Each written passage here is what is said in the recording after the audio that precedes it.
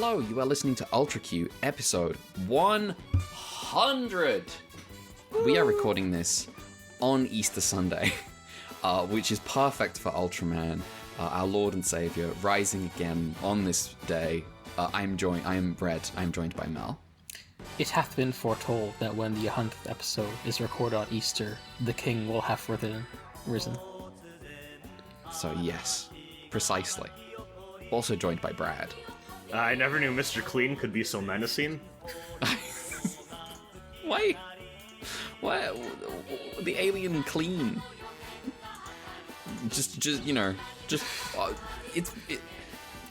Gen, take me to a planet that's clean. Gen walks into his office. Hey, you heard of this planet Clean? We're nuking it. Planet called Clean. The fuck?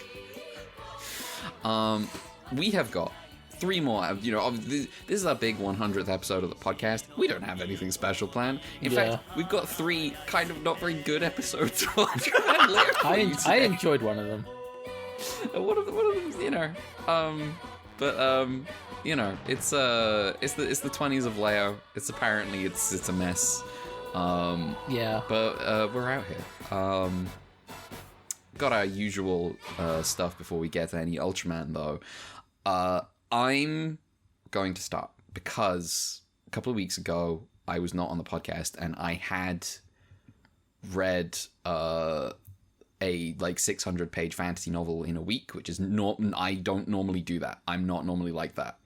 I can't really do that. I get distracted. I get very busy, and it was slow going as well because it was one of those books where the main character courts disaster for a second, and I have to put the book down and walk around for a bit before I can come back. It's stressful. That's me with anime when the protagonist is clearly about to do something very embarrassing. Yeah. I remember there was when we had our break last time, I came back with a bunch of fantasy novels. And one of them was Assassin's Apprentice, which I said was one of my new favorites. So I read Royal Assassin, which is the sequel, which is twice as long. And I had a great time. It was great. It was fantastic. It was all set in. What's the name? Royal Assassin. Okay. And it is, it's about Fitz, who is in a weird political situation. Because he is a disposable, illegitimate child of the royal family, and he can be used for certain tasks that other people can't. But various people in the royal family develop different kind of relationships with him, different rivalries, etc. And he he's got his shit that he's trying to figure out, and in the meantime he's trying to have a romance with a woman called Molly, and basically everything that can go bad does eventually go bad, in ways that are delicious, fantastic, just very good drama overall throughout this book. This is a proper 90s doorstop fantasy novel. I could kill someone with this book. The third book is even longer. It's 800 pages. Jesus Christ. But it's weird because I read The Eye of the World, which was really, really long and really, really, and I felt like it just didn't need to be. And I've read all these Song of Ice and Fire books a long time ago. And reading this one, this really long fantasy novel now, and I'm just finding myself, I'm this is not normally a style that I go for, really, right? This kind of very meticulous, every little part of every lots of details, lots of little moments throughout the book, and I tend to be more of a fantasy fiction should be a little more Lord of the Ringsy, a little more Wizard of Earthsea type of stuff. That's more my kind of thing, which means I'm having a terrible time with the fantasy genre at the minute. But the rules. This one, I just had a great time because it is fantasy that is based. It's soap opera mostly. It's it's about the little moments of like the epic highs and lows of high school football, if you will, of fantasy, and it's just I don't know. I had a great time with it. It's like every character is like packed with so much character in a way that I found very impressive, and other parts. It's so impressive how often like catharsis is immediately followed by disaster, and how okay, there's like Royal Assassin has. Via fantasy, spoilers for first book, via fantasy magic, there is now a kind of, it's kind of invented. There's a video by Matthew okay, this is a roundabout way of getting to this. There's a video by Matthew Colville called Everybody Loves Zombies, which is all about enemies in Dungeons and Dragons and like similar role-playing games, and about how his kind of preferred mode of fantasy is to kind of lean into the classic depictions of fantasy, and kind of like respect the idea that like orcs and goblins and stuff are real creatures that have like legitimate grievances against humanity, right? But he's also a guy who's like accepts like, well, obviously there are a lot of people who for very, very good reasons don't like the idea of orcs, and he kind of, and I think this is this is him. I do not agree with him on this. He's like, everybody in which case, you just use zombies. Everybody loves zombies. Zombies are just, easy. Like, people can kill skeletons without feeling bad about it. And this is like, Royal Assassin kind of invents zombies-ish, and then is like, every time anyone kills one of them, it's like, no, this is like sickening. This is like this is so grim and awful, and you can't feel good about this ever. And I just, I had a real respect for that level, just taking that idea very seriously. There were times when I felt like they're called the Forged for reasons, and there were times where they were kind of these people were kind of described in a way. This is kind of like the little fraught element of the thing where I'm like, I have to see where this is going, really, but occasionally it will drift into describing the Forged in a way that feels like someone from like the 1950s describing autism. It's like a little much, but let me tell you about season 2 of Sequest. Oh. Yeah, I will get to that in a few months. I said 50s. I honestly way later than that. I just picked a decade a while ago. But Fitz and all the characters around him are great. And it's just a good book. I thought the ending was really, really, really good, and really sets up a level of sort of interpersonal gratitude and resentment that is, it's just so juicy. Every character interaction in this book is just, it's got the sauce. It's good shit. Big fan. Who's the author continuing again? What was that? Sorry. Who's Robin Hobb. Okay. Yes. She was she also writes under her real name, which I can't remember.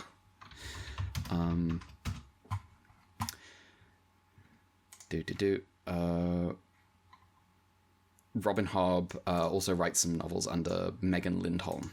Okay. Which is not her real. Never mind. That's another pseudonym. Never mind.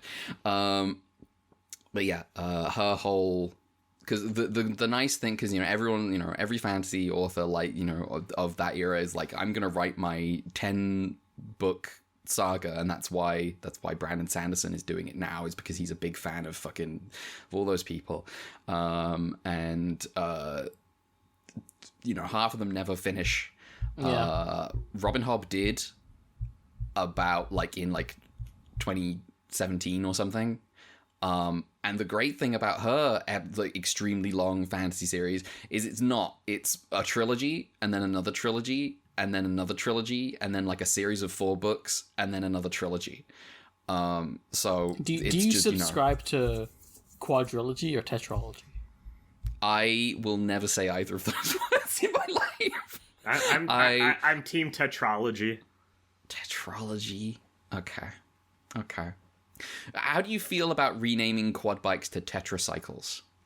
Oh, that's cool as fuck. There we go. Well, you know, there's quadruped and then there's tetrapod. Oh, what's a tetrapod? A tetrapod is like the biological definition of like all like 4-legged vertebrates like that descended from fish. Okay, so are we tetrapods? Yes. But not quadrupeds. Yes. Oh, birds that's are also cool. tetrapods, but not quadrupeds. Oh, yeah. Okay, cool. That makes sense. So yeah, I had a great time with Royal Assassin. Snakes also tetrapods, but not quadrupeds. Okay, that's good. That's big fan of that one. So yeah, I'm gonna be reading that. I started that 3rd book like. What's the 3rd one called? On Friday. It's called Assassin's Quest. The first 3 books all have that assassin theme because he gets trained as an assassin. Well, okay, here's the thing. This is the pitch on the book about illegitimate child of the royal family getting trained to be an assassin. First, can I say something dumb? Oh yeah, go for it.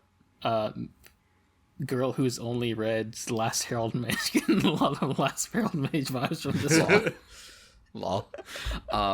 The great thing about the Farseer trilogy, which is what this first trilogy is called, is that the mode of assassination is not a fantasy cool assassin guy. It's hitman. Hell yeah. But with a heavy dose of fucking up. getting everything really bad. There's such an incredible punchline in the first book where someone gets accidentally poisoned. It's so good. I was it's a very serious moment that had very serious consequences, but I was losing it. It was incredible. See, because Assassin's Apprentice to Royal Assassin is such a promotion. I was like, where could this career possibly go? Then it's just Assassin's Quest. Nah, Assassin's Quest. He's I mean, maybe he's not on that road of promotion anymore. Oh, well, you know, well, yeah, I guess shit goes down in Royal Assassin. Assassin's Quest sounds like the off-brand mobile game, like Assassin's Creed. Oh yeah, thing that the iPhone store would have had circa 2011, or like an 80s PC RPG that nobody knows these days, but somehow is influenced the genre profoundly. Alexander puts the poison in the cup. Mm-hmm. And 75% of the way through, you can find yourself stuck in a room without the right item, and you have to restart the entire game. Yeah. That's the good shit. You need to get all the blank quests for all the different classes, because you got Assassin's Quest, a Bard's Quest, Peasant's Quest. Peasant's Quest. Yeah. That's it's the Peasant's Crusade. It didn't go well. They all live in their thatched roof cottages. Yep. Oh yeah, that's where peasants live. Yeah. Until Trogdor gets until Trogdor shows up. Yeah. Thatched roof cottages. Okay. Well, the only other thing I'd have to say about the Robin Hobb novels is really good stuff about ways that a feudal society sucks, while also sometimes you're loyal to your king. Sometimes you're really loyal to your king. It's good shit. Anyway, that's me. I feel like I got a lot, so I don't know if you want to do me last. Okay. I can go last, because I don't have a lot. Mel, shoot. First of all, a small update. I ended up dropping Mona Lisa Overdrive halfway through, because I don't give a shit about this. That's fair. Fair play. Second of all, the only thing I really finished since we last recorded this main show is the current Ghost Divers season is wrapping up, which means I finished watching Chobits, the early mid-aughts Clamp adaptation anime. Nice. What I know about Chobits so far is I sometimes hear M talk about it as this beautiful, beautiful thing, and then I hear Jackson talk about it as like the most jerk off thing ever. You mean their specific tweet where they're like, yes. How's Chobits? I'd say especially in the first half. Hold on, actually, let me find it. I'm gonna give you the Jackson post because it's accurate for the first half. Hideki subplot: penis, sex, panties, penis, porn, virginity, cum, penis, chi subplot. Insert the delay in OP. Nice. Nice. It's about a guy called Hideki who's in the countryside. He might actually be from Hokkaido. Funny enough. Okay. Who's like, I am tired of living in the countryside. I want to go to college. So I'll go to prep school in Tokyo. And he goes to Tokyo, and society's been revolutionized by this new technology called persicoms, where everyone has their own servant robot. And they're like expensive, but like it's like foundational to like society now, except for like I guess in the boonies. And you can use them to go online and stuff or play video games, I guess, even though they're robots. It's weird. And he finds like a thrown out robot which he names Chi, who's like the main girl. And she basically has to like. It starts weird because like it starts off as like she's basically an infant and has to learn all these things, but then eventually it becomes like a romantic interest thing. And meanwhile, there's like all sorts of weird like quirky people he knows as a sort of like there's sort of like a harem sex comedy thing going on as like Hideki is like way too horny and doesn't know how to talk to women or interact with them, and he's but also like as the series progresses he gets better at it, and that kind of becomes like he becomes less overtly cringe horny. And meanwhile there's like an underlying thread of like can you romance a robot? Is that a thing that's okay, and is that a problem? And yeah, the series is basically about that. I think it goes into a pretty good emotional direction that I think is satisfying, despite like my early trepidations of the penis pussy direction of the start. So wild things happen because it's Clamp, of course. And the title of the show Chobits comes from the fact that like there's an urban legend of the special kind of persicom called Chobits who have the ability of like free will and can basically have personhood. And is that real? ? We'll see. Who can say? Who can say? Is there special robots that can have humanity? / is that a distinction that actually is real at the end of the day? ? That kind of stuff. But also, I will say one thing is interesting is like it's maybe intentionally, maybe unintentionally, it does feel in a weird way, despite being like a science fiction show about robots. It feels like a weird period piece of the early aughts, because like obviously it does feel like it's a show that like it's reacting to the proliferation of computers and the internet. It's just it makes them into robots. But like because it's like directly situated in, because it was made in the early aughts, it's like there's stuff from that area like period like, oh, it takes like so long for like a video to download, and it's like the most compressed thing ever. That brings me back. And it's like, oh, it's like unintentionally a period piece because like it's responding to the technology of like the time, whereas like, you know, the technology now is obviously different. And it felt quaint, you know, just like, oh damn, my robot runs at dial-up. That's a bad way to run a robot. Yeah. I mean, here's the thing. That is kind of just Star Wars. Yeah. Like all the, you know, they don't got internet in Star Wars. Not really. No, they got they call it the HoloNet or some shit.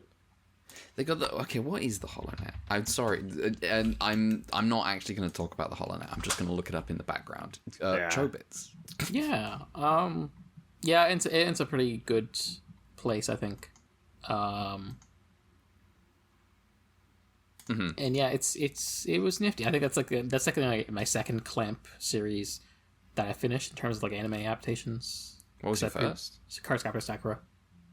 Oh right, I should watch that. Yeah, it's good. I should watch the non-butchered version of that. Is there a non-butchered version of that?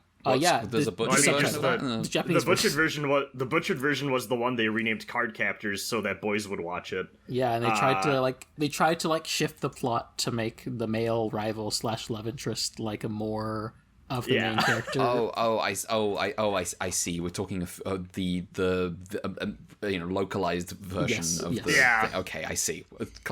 Some classic stuff going on. Yeah. I see.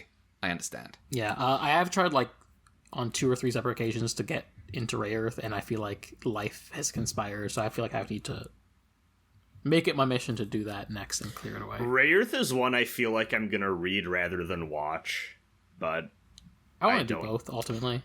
Are they substantially different? I actually don't know. I heard they are actually. Okay, well, fuck. Maybe I might have to do that too. Because I remember looking into it and being like, maybe I'll just do the manga on this. But yeah, if they're different enough. Because I like to think that Code Geass could have benefited from being more Clamp, but I've never actually seen or read a Clamp thing for real, so I can't actually say that. I feel like that's probably true, but I haven't seen Code Geass, so I can't comment. Code Geass is already it's good, kind of, in a way. Asterisks. Yeah, asterisks. From a certain point of view. Yeah, from a certain point of view. I'd give it a light thumbs up, but not for the reasons it's complicated. No. Yeah. No, we can't do this today. No. The school festival episode. Yeah. One day I'll find out. Fantastic combination. Someday you'll find out. Yeah. See, the thing is, because I know I talked about before, I do feel like, Red, you do need to see that newer movie, because I feel like it's the Code Geass people coming back to Code Geass and realizing what's actually good about Code Geass. That was like, okay, I'm very happy with this, actually. I think here's the thing. I think Code Geass, people reacted a little bit with, amused horror at what the mobile game, the Code Geass mobile game was doing with, like, genetic cloning. Yes. However, I do think that's what Code Geass should be. That's exactly the vibe that Code Geass should be on.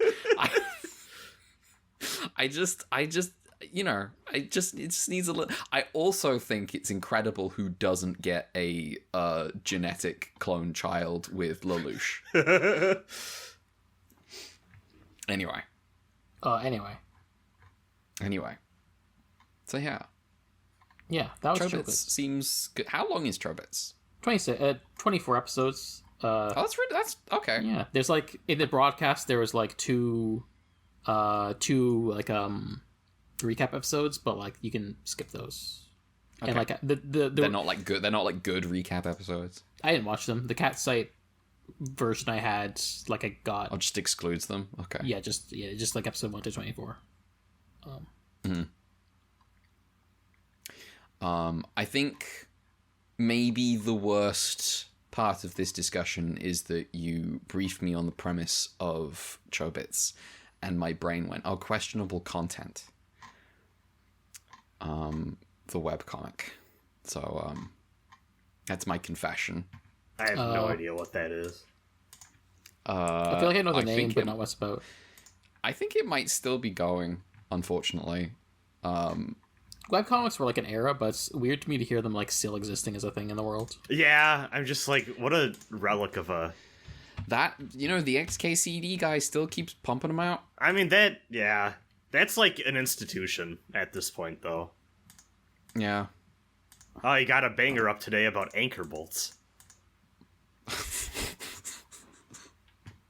That's cool. I don't know what those are. See the one panel average reaction to an XKCD comic. That's cool. I don't know what those are.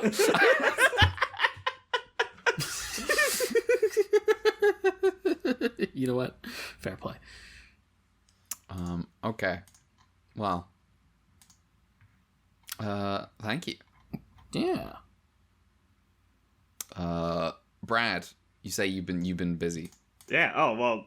Was that it from Mel? Yeah, I'm done. Okay. So, let's start with the anime. Okay. I've continued to push my way through Heavy Metal L-Gaim. I say that like it's a burden. I'm having a great time with this show. It's a good show. It's weird to me how much Double Zeta I feel like is being prototyped here. And like, I'd already kind of felt that way about Zabungle, especially in terms of like the comedy stuff. Yeah, alright. So, I'm a double Zeta defender. I like Double Zeta. I thought that was like a normal position for people who listen to GGP. To be honest, but I'm not one of those people that was on Twitter being like, actually the goofy stuff in Double Zeta is really good. Because Zabungle does it better. Yeah. L-Gaim's doing it better. My beef with the Double Zeta stuff is that he has 3 jokes that he does over and over again for 20 episodes, and it drives me. You can only do the open cockpit thing so many times before I'm like, it's not funny anymore. There's just like, Mashimer's just here as like a guy, and he's cool. He's cool. Fucking Gablet Gabloobly or whatever the fuck his name is. I have no idea. I can't remember it. But when they meet up with Amandara Kadabra, whatever the fuck. Amandara Commandera. Yeah. Commandera, yeah. And he realizes that these 2 boys are basically fighting to just basically get a hold of him. And he immediately decides to pit them against each other and goes, "Fight well, young men." I'm like, oh, this is the greatest guy. This guy rules. Not to mention, like, there's just a scene where the fake Mashimer is trying to get into his mansion and he kills, like, 3 of his alien guard dogs, and he's like, not just any young boy could take out 3 of my alien guard dogs. I'll grant you audience. And I'm like, okay, this show is on one at all times. I love it a lot. Yeah, it's just a really good adventurous romp so far, but there's just enough juice in terms of, like, the broader setting implications so far to have me interested to see what the big political picture looks like, which I feel like we're going to get into, because the arms dealer guy everyone's trying to seek out right now is, like, definitely heavily involved with shit that's not fully expanded on yet, and I can't wait to see what that all entails. But I love that the main rival guy right now is just a dude that happened to fall into being the leader of a bandit group. And he's just like, well, fuck, I guess I'm the boss of them now. Let's see how I can use this to, like, gain favor with the military. It's really when interesting. I'm at the end of Metal Gear Solid 3. Listen, he made that military group with his bare hands. This guy just inherits it kind of unwillingly, it seems. Someone dies in his arms and it's like, you're the boss, you're the boss baby now. You're the man now, dog. Yeah. I think it's really funny that in this era of, like, the real robot mech boom, L-Gaim's gimmick is, it has to have a power cable for its big gun. And sometimes that power cable gets disconnected or slashed apart. It's fun. Hideaki Anno invented nothing. True, actually. See, this one plugs into just the robot, which is funny. Like, the robot is the generator, and then the gun is its own separate thing. But yeah, it's neat. I will continue watching. I'm on, like, episode 6 or 7 or so. And they're in space, and I can't wait to see where it goes from here. The next time ons on L-Gaim are something else. Yeah. See you again, coming man. Yeah, there is... Okay, It's really good. There is... I think I paused around, like, episode 15 or something, and you know, for some reason I paused because the next episode preview on that one was incredible. Anyway. Yeah, so for context, they always say "see you again" and then like title of the next episode. There's an And the episode title called was "Coming Coming Man." Man. So it says "see you again, coming man." Speaking of anime and men, I Okay. finished Gridman. Okay. Gridman. That is an anime about a man. Yeah, it's an like alright Grid. show. Yeah. Well, you know what? It's an anime about a girl. Let's be real. Yeah, actually, because she's the best fucking character, and who I wish that main cast had more stuff. That show kind of lives and dies by how good its central antagonist is, and actually, I like her a lot. She's a fantastic character. I think the emotional resolution on all that is great. Big fan of that. The last episode kind of just becomes Gurren Lagann a little bit in ways that I slightly rolled my eyes at. Because I was just like, I don't know if I would have gone this route with it, but it is Trigger, so, like, you know, I can't be too surprised. But yeah, it was a neat show. I still kind of stand by, holy shit, I don't think 12 episodes was enough for this one. I just Well, don't care good about those news. main characters. this is a 50 episode Gridman show. True. It's actually 39. Whatever it is. Was that 39? Yeah. Oh. That's short. In a funny way, It's her OG Ultraman length, so. Oh, true. In a funny, roundabout way, I am kind of happy. I feel like I did see this before the other one, because I had a friend explain, like, like, there were just elements of Gridman that you would have known going into this, that, like, this show kind of treats like reveals for people who haven't seen Gridman before. Like, it was made in mind both for, like, fans and also people who've never saw the first one. Look at the dates of publication. You know. Yeah. Gridman for fans and first timers. Yeah. And the reveal of some of the stuff that I would have otherwise known coming in was pretty fun for me. So I was like, okay, that worked out in a cool way. Yeah. So, but yeah, it was an alright show. I'd give it like an 8 out of 10. I'm probably never gonna watch it again. I'm really excited for Dynazenon. That's high for all right. Are you aware? That's high. I suppose. I don't know. I'm easy to please. That's the it has. I'm has on been that. pointed, I was in that game magazine generation. Yeah, it has also been pointed out to me. It has been pointed out at some point that how grading works in America is like you have to get crazy high scores to get good grades. Yeah, that's a B minus. Yeah, I'm like, what are you talking about? That's an A. That's Oh, gee, no, an A is 93. No, that's Out for of me. 100. 90. A for me is like 80s, and A plus is like all the 90s range. yeah. What? Same. Okay, so for Well, me, this is the split. The split is that questions on tests tend to be harder in countries where the 8 is like the 80 is like your A. So, but like in America, it's like. Because, people like to post, like, oh, American quiz questions. Oh, look how dumb Americans are. People like to do that.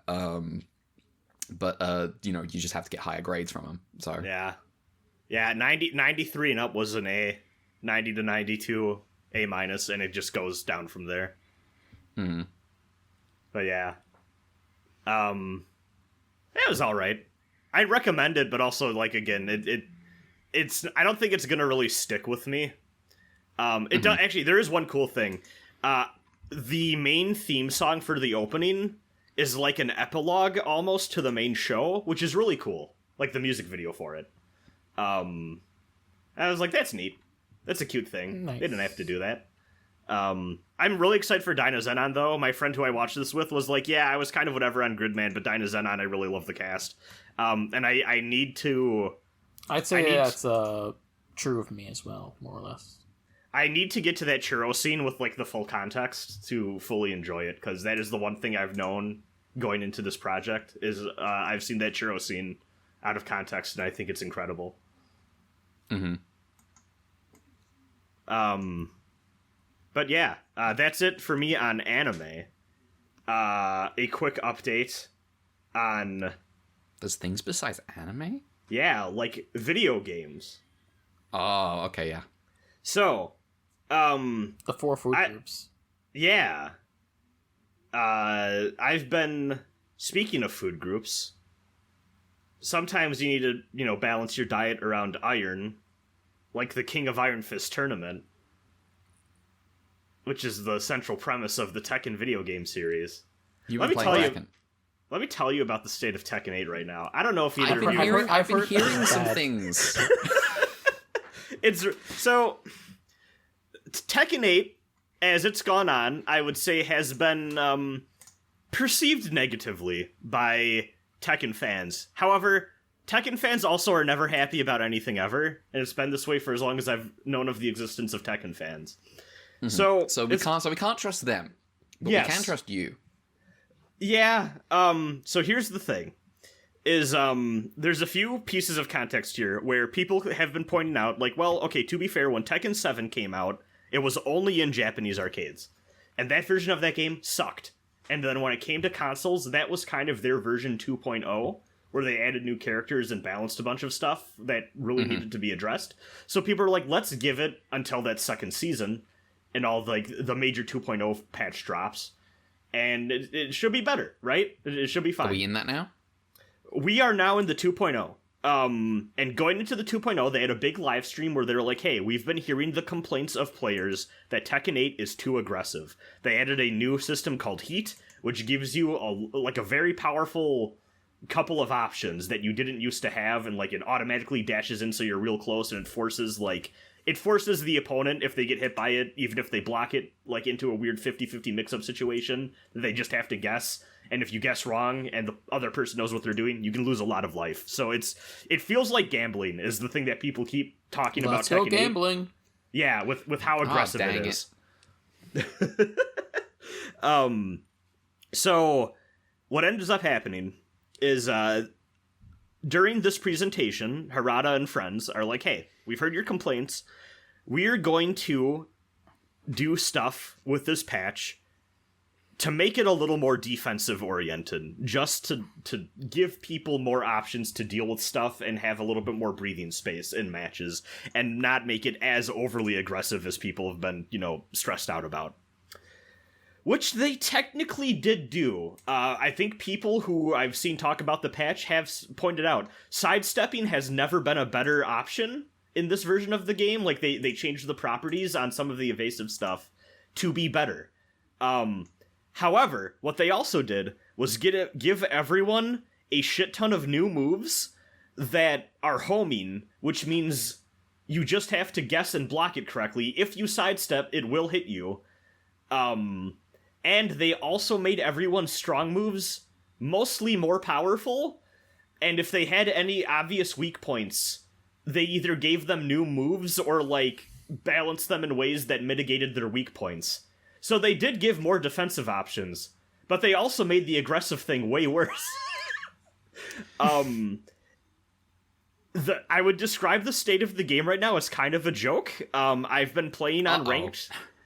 I've been playing on ranked, and I've never had this before, where I'll be fighting someone, and it'll feel like a ranked competitive match of Tekken like normal, and then the person I'm fighting against will do one of the new moves, or one of the bullshit, moves that were, updated in the patch or whatever, and hit it, and get away with some bullshit, and then they'll just try to do it again, and it's like they suddenly are like, oh, this is horseshit, and they stop taking it seriously, and then the second half of the game just becomes them fucking around and seeing if they can get away with it. And honestly, I've done it myself. Like, Reina has some busted combo ending shit now, where she just summons a lightning storm, and like the area around her explodes, and it does way too much damage. And sometimes I land that maybe 3 times in a row. I did see you post a clip on Blue Sky just saying, I think I'm good. That's enough Tekken for tonight. Lamau. It's so the other thing with this is that part of the reason I've been playing is that they did a rank, not reset, but they do this thing with Tekken seasons where, depending on, like, I think it's depending on where the player-based metrics lie and where, like, how much of the population lands on whatever rank, they do a redistribution so things are more evened out, right? Just because it keeps things more exciting, and it's not like people are pooling up into, like, specific endgame ranks or whatever, and it, you know, it's kind of more interesting when you spread them back out again a little bit. So everyone got tuned back to whatever the bottom of their previous bracket was. So I went from, like, the start of purple rank to the start of red rank. So I basically went 3 ranks below.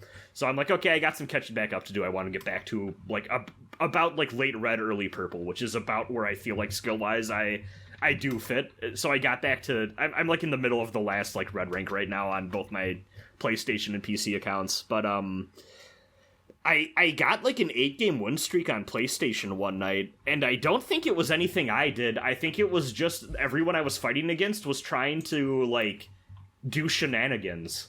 But because I was just good enough to know what to do to, like, deal with it, they just kind of got frustrated and gave up. But it just feels like nobody's taking the game seriously anymore. It's kind of ridiculous to see, like, demotivation in real time. A lot of people have been moving to other games, such as Virtua Fighter 5, which had its biggest online tournament ever the last weekend, and I was part of it. Nice. So, Maximilian Dude, known fighting game guy on the internet, teamed up with Tampa Never Sleeps, which is one of the big weekly online tournaments, as its name suggests. It's a Florida scene thing. But they're like, you know, anyone can sign up for it as long as your internet connection's decent and you're playing unwired, right? So he teamed up with them and was like, hey, let's just throw together, like, a big Virtua Fighter tournament thing with, like, some special, like, in-game rewards for the top 8 players. Like, they got, like, special cosmetic stuff in Virtua Fighter that no one else can get, which is kind of neat. Just, like, everyone just come along and sign up and play Virtua Fighter. Like, fuck it, who cares? Everyone is welcome. So I was like, screw it. Like, I signed up for Virtua Fighter at Combo Breaker. I said I wanted to take this game seriously. I haven't been practicing it enough. Tekken's kind of pissing me off right now. Let me just, like, take Virtua Fighter really serious for, like, 4 days and see what I can do. Virtua Fighter, I feel like I've talked about on here before. Very, like, simple game, which has a punch button, a kick button, and then a guard button. And, you know, you do stuff by combining those buttons with, like, directions and each other. But it has, like, a very in-depth skill, like, ceiling, and it's a very hard game, but it's deceptively simple. I went 2-2, which I was very happy with, for my first ever Virtua Fighter tournament. Nice. Yeah, to be fair, my first opponent did say on the Discord channel where the tournament was happening, oh yeah, I'm here, and then when they were pinged to start their match with me, just didn't show up. Which I have a feeling means probably flaked out, and I have a feeling if that's what they were doing, I probably would have taken that anyway, so I don't feel too bad. But yeah, 2 wins, 2 losses. The first person I lost to, I think, got 9th, so I don't feel too bad about that either. Just how the seeding goes sometimes.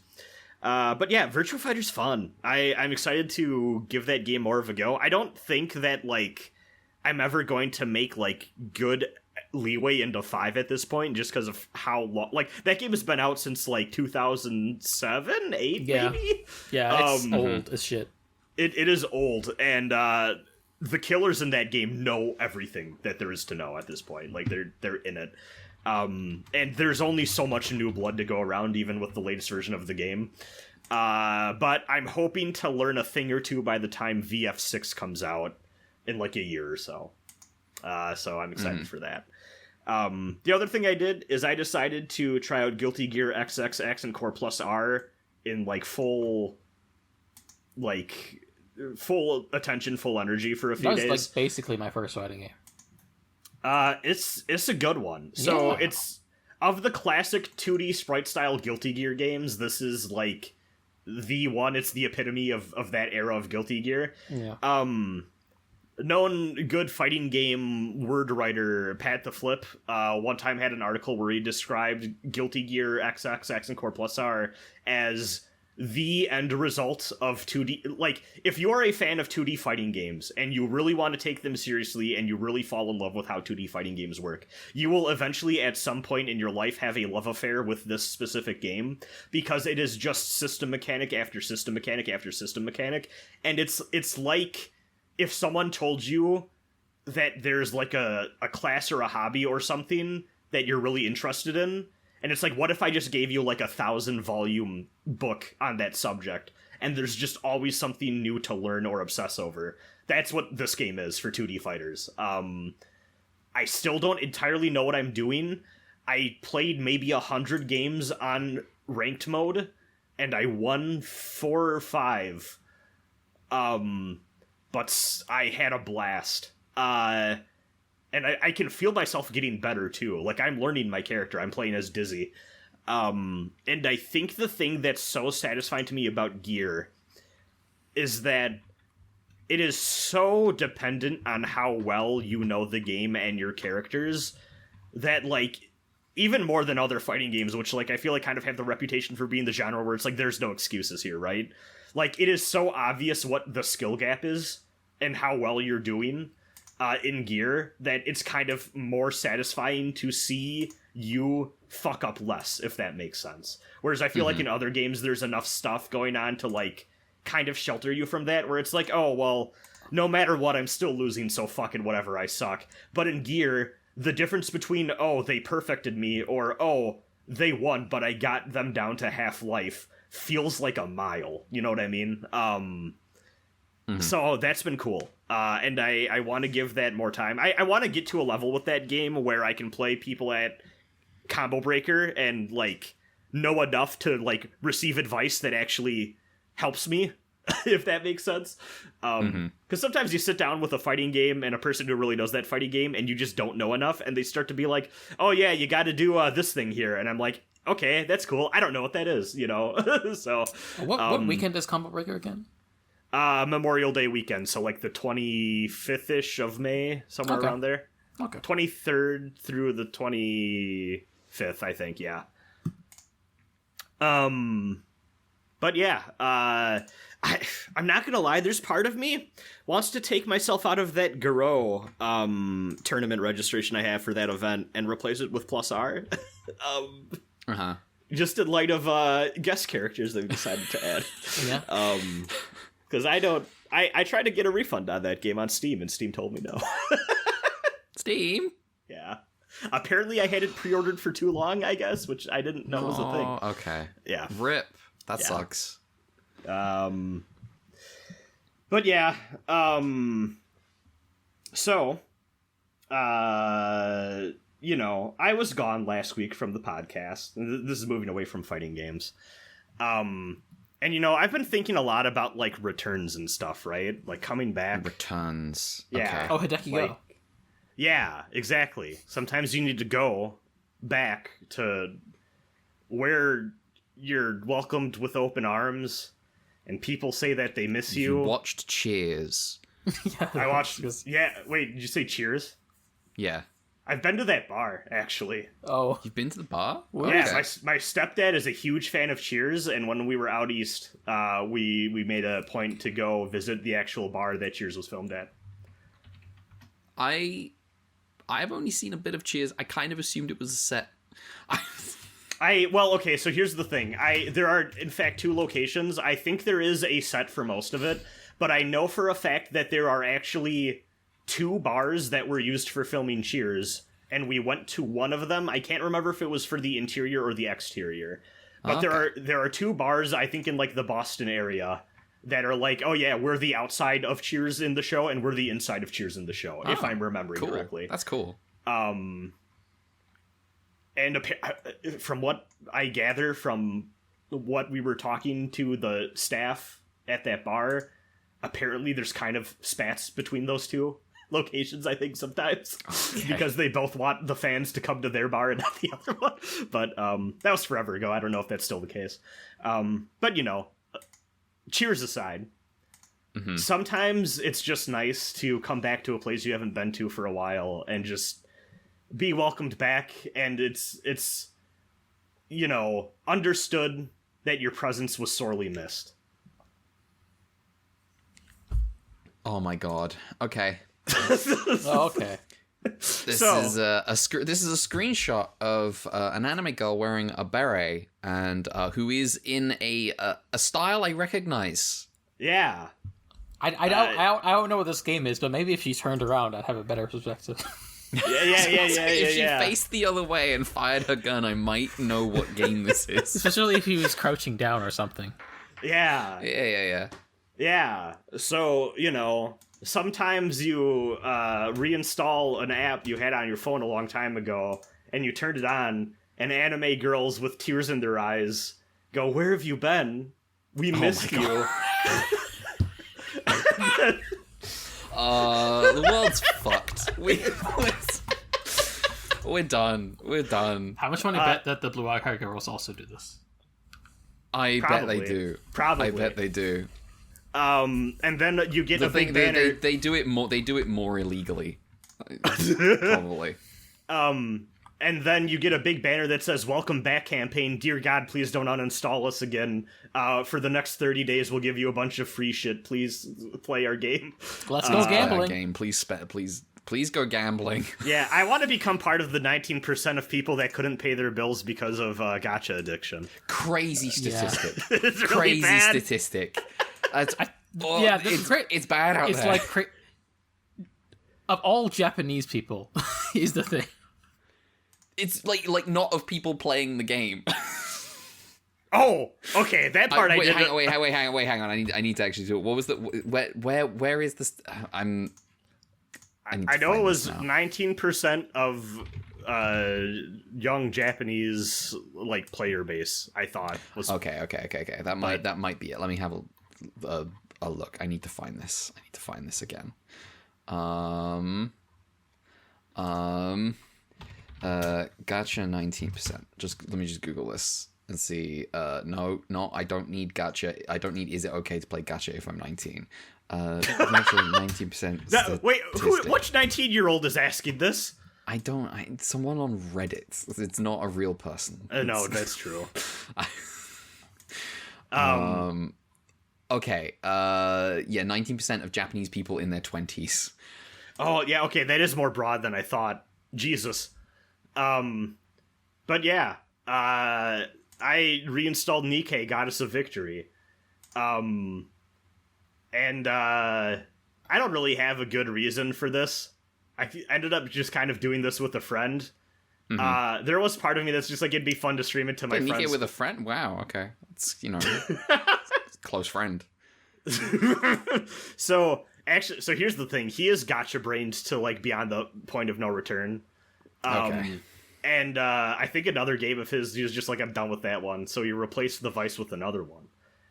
We have a guild in this game now called Taco Bell, which is actually back in the day when Sino Alice was the thing. I made a guild. Well, okay, I joined a guild, and then the guy who ran it left and made me the leader for some reason. So I'm like, all right, there's going to be some changes around here. Then I renamed it to Taco Bell. So can I tell you? Can I tell you something? I was the leader of a guild in Sino Alice that I didn't pay any attention to. That's funny. I don't know what the process is for getting rid of a leader of a guild, but whatever. If that happened, it happened without my knowing. I deleted that app. It was like that game was bad. I played that game for like an hour. That game was awful. I do not understand the people that are like, oh, it was such a good one. Oh well, like, you see, it's a Yogotaro game, and that's probably the extent to which people were. Yeah. I think so. Well, let me tell you, he's written better. You know what? It's a worse type of jerking off to a gacha game. I'm so intellectual. It's a thinking man's game line. Thinking man's gambling. So, I think really my thought process on this was it was kind of funny that time I played a little bit of Nikke in the call and streamed it for all my friends to watch and go, oh my god, this is egregious. And I'm like, yeah, this is some bullshit. I was like, what if I did that again? So here's the problem. The music is really fucking good.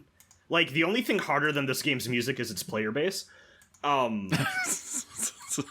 you workshopping that one like an hour ago? you wake up, you open the notepad, you're like, I gotta get this one right.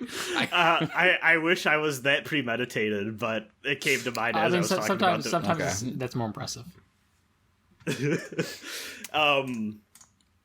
So the music's really good, and the problem is if you look at the YouTube comments for all the music, it's a bunch of people that, you know, that tweet about how like Travis Touchdown plays Undertale, cries at the ending, then like looks up Toriel hentai to jerk off to. Mm-hmm. That's what the Nikke fan base sounds like in the comments of like every fucking like comment under the music for this game. And I'm just like, what the fuck is going on in this story? Because I refuse to believe it's actually this touching. So I'm gonna play through and find out. Right now, it's just like, damn, isn't it fucked up that we use robot girls to fight against other robots out in the surface? Yeah, I played L-Gaim X. Yeah, it's very bog standard, that sort of premise right now, and I'm just kind of like, I don't know, I don't see anything too interesting. They do imply that this girl in this photo, Rappy, who is kind of like your MASH or is she the poster girl? Yeah, she's like the poster girl main character, who I guess is also like apparently balanced in a way where she is designed to carry you through the main story content, and then as soon as you start to do endgame stuff, she immediately becomes useless, from what I That's gather. Funny. Which I'm like, that's kind of interesting. But the story seems to revolve around like her and then also some other girls in your immediate squad. But there's like a thing where orders were disobeyed, and as punishment, she needs to get her memories wiped. And then the procedure gets done, and you all go back to your base, like, really sad, like, oh no, our friend is, like, fully back to, like, a clean slate. She won't remember all the fun, precious times we had shooting guns now on the surface together. And then she's like, I'm gonna be honest with y'all, it didn't work, I still have all my memories. And everyone's like, let's just keep this a secret. Because, like, what does it matter? And then there's a really good joke where one of the people that was behind that punishment enters the base without asking first, and she just punches her in the gut, because, like, oh, we have an intruder. Which I'm like, okay, that's a good joke. But yeah, we'll see if in like 10 weeks I'm the guy that's like, okay, you played for the asses, but actually the story's really good too. Gonna have to compare your testimonial to, I guess, Jackson reading Girls Frontline Plot on YouTube arc. Now let me say, yeah, I do feel, as someone who is not attracted to anime drawings of women, I feel like I'm playing an entirely different field than anyone else that has this app installed. And I'm kind of fascinated to see what my end feeling is of this. Yeah. Like, is there anything there? You got presumably there's, I don't know. I mean, because the thing is, because this is like a whole because you know, this is a whole market, right? You've got it's the exact same thing as like mecha shows being toy ads. Is that like you got a bunch of talented writers and stuff working on these things that are they're toy adverts, but people keep saying the writing in Blue Archive is actually really good, and I'm like, well, is it? Who knows? I'll never know. I deleted it. I'll just watch on YouTube if I get around to it. This is semi-unrelated, but do y'all know about the Honkai? I've been still playing Honkai and like enjoying it a decent amount, but you know the thing they did with the anniversary character, because they're having their big dumb anniversary that everyone's mad about? Oh, this is great. They added a character that... So, a lot of the endgame content revolves around not dying, let's just say. Like, part of the Much like reward real conditions for... True. Part of the reward conditions for, like, getting all the stars you need to have fully completed and get the full rewards for, like, the endgame raids is, hey, nobody in your party can die. They added a character for the anniversary event that is not only really powerful, but even if she's not in your party, if you just have her on your account, you get a freebie, like, revive heal that doesn't count towards the death. What the fuck?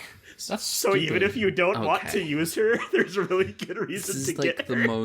This is like the most obvious, just beating, just like, I'm gonna hit you in the head with a pipe. And the pipe is labeled, spend your money. Well, because everyone's also saying, too, now, like, everyone's waiting for the next endgame raid rotation because they're thinking, now, are they going to balance it around the idea that, okay, we can kill off one of their party once? And the people that paid for it are going to be fine. The people that did it are going to be like, gee, I sure wish I had that one character. Scumbag. Yeah. Like, some of those characters really do just feel like pay to win. Oh, I mean, that's what all of these are, is that the endgame stuff is, the next time it refreshes, it's, oh, did you get the latest character that it's obviously built, like, this is obviously tailored to make you feel good about the fact you got the new character, and otherwise it's like, well, I wonder what the new meta is going to be for this next thing. Oh, it's the thing that just dropped. The after game before. And otherwise it's like, oh, I hope you've been playing long enough that you've scavenged together a team with, like, other people that can kind of sort of deal with this problem, and if not, sucks to suck, I guess. Yeah. Nice. That's been my week. I found a video of a YouTube video of a new Rappy version or something. Oh yeah, Rappy Red Hood. Yeah, and I like the lol funny, scroll down to comments and someone said, after everything she's been through, she deserves this. Yeah. I was like there they are. There are the fans. I did discover through YouTube algorithm the other day that they also pay the voice actors to do official in-character roleplay ASMR videos. Oh, well, yeah. Which is so fucking funny. Of course, yeah. Yeah. If you're not doing that, money on the table. I am definitely aware of Blue Archive also having ASMR videos. Oh my fucking god. Also, the art is ridiculous. I mean, obviously, but, like, this is one of the 5 stars I pulled recently. Not to be confused with the manga you want to read. This is, I suppose for the purpose of podcasting, I will describe this image. Yeah. This is an anime woman doing the most incredible, like, spinal bending. Yeah. With, in, like, real tight latex, and, like, it's also got important detail, got heels on, but specifically got what appears to be like handcuffs on her ankles that have been, like, broken, and, like, one's just got the chain dangling off. I forgot the important lore. There's lore behind this. Of course there yes, is. so there are 3 characters that you don't get by pulling, but you get because they're they're imprisoned, and you have to rehabilitate them by doing daily missions to fill up a rehabilitation meter. So this version feels way grosser to me than anything I've ever heard about Nikke. Yeah. So this version of her is when she's in her Jewel Thief era. This is and you have to pull for this one. Yeah, this is the post-capture era that you have to rehabilitate. Well, what is this character called so people can find these images? Quincy, Quency. Oh, you mean like Dracula? Yeah. See, I'm not rehabilitating this one. The one I'm rehabilitating is Guilty, who just kind of looks like Sisu. Yeah. She's in the straitjacket. We got fucking Tommy No Name here. Okay, yeah, this is a new fetish of this one. It's for the straight jacket sickos. Yeah. Yeah. Also, it's got like the whole like the straps around the boobs and the neck. It's you've got these people, the artists, like everyone working on gacha. They got niches for everyone. Well, this is how you appeal to everyone. Except you, Brad. Yeah. Yeah, true. Unfortunately, they don't account for demisexuals. Well, they did get A2 in the game, and I was like, oh, I like A2, and that's how I did download it the first time, actually, if I'm thinking correctly. So, they did get me somehow, just like through brands, which somehow sounds worse. Here's the thing. You can't put A2 or 2B in Nikke, because they did do that, but you can't do that. Because one of the most famous things about 2B is her ass. And it's not on Nikke, it's not on that Nikke level. It's just, like, you can't... It's almost rude to 2B to put her in that context. One of my favorite things is apparently Makima Chainsaw Man was in through a collab thing too, and she's like one of the worst characters in the game. That's funny. Okay, that's funny. Yeah. Also they added a Vampire Survivors mode. Mm-hmm. I've played like 10 hours. Makima, another character that does not have a Nikke ass. This is a different type of horny. Is the Makima thing. Suit horny is not Nikke horny. It's different. Oh, you know. Anyway. Oh, they just announced the new 5-star. Okay. Do we get this new image? Okay. What is this character's? Okay. What is this character's name? This is Mihara : Bonding Chain, because it's a new version of an old character. It's called Bonding Chain, is it? I wonder why. Yeah. I wonder if there's anything about this character design that implies that could be relevant. Probably nothing, to be honest. I do like the combo of like the one kind of like sheer legging and one just knee-high boot. That's you got some interesting stuff going on. Mm-hmm. This is the one that I have the base version of, and if you click on her when she's in your lobby, she goes, I like to have my body do the talking. Okay. Yeah. Well, all right. What do you mean, like with the guns, or like I don't know. Like with her hands, like the way she Italians gets her do? memory. They don't want to pay the voice actor. She gets her memory erased, and you get a scene where everyone's just like, "Oh, nice to meet you," and it's like, "Damn, this fucked up." I see.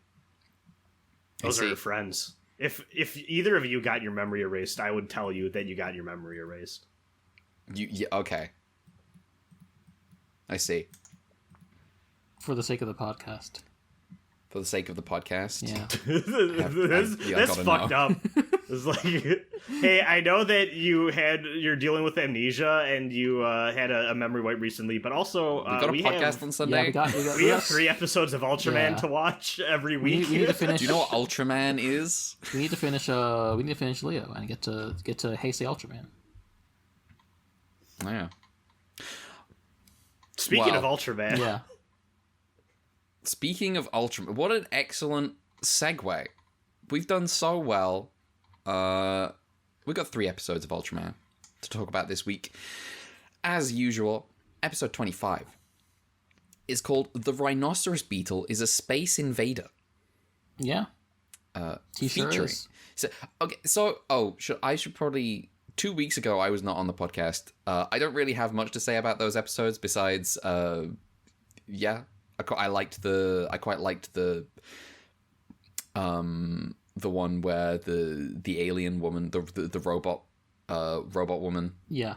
Fridge herself. She, she fridges herself, but I really like. It's strange how much I like that episode just based on the quick flashback of this planet and the robot obliterating everything. I was like, we have entered the era where someone on set is having a lot of fun cooking up what the alien planets look like. I've noticed. It's cool. I like it. Yeah. Otherwise, I don't have lots to say. One thing I do have to say is the title situation on episodes is that my version has an episode title in the file name and a different episode title in the subtitles. Yeah. And that's probably the ones I'm using because I'm too lazy to put in my Blu-ray. Yeah, and I don't know which ones, I don't know which one's the right ones there, but anyway. Episode 25, I believe, is called The Rhinoceros Beetle is a Space Invader, featuring space insect Satan Beetle and the Clean Alien. Or Alien Clean. A kid called Jiro is having a bad time. Different Jiro. Yeah.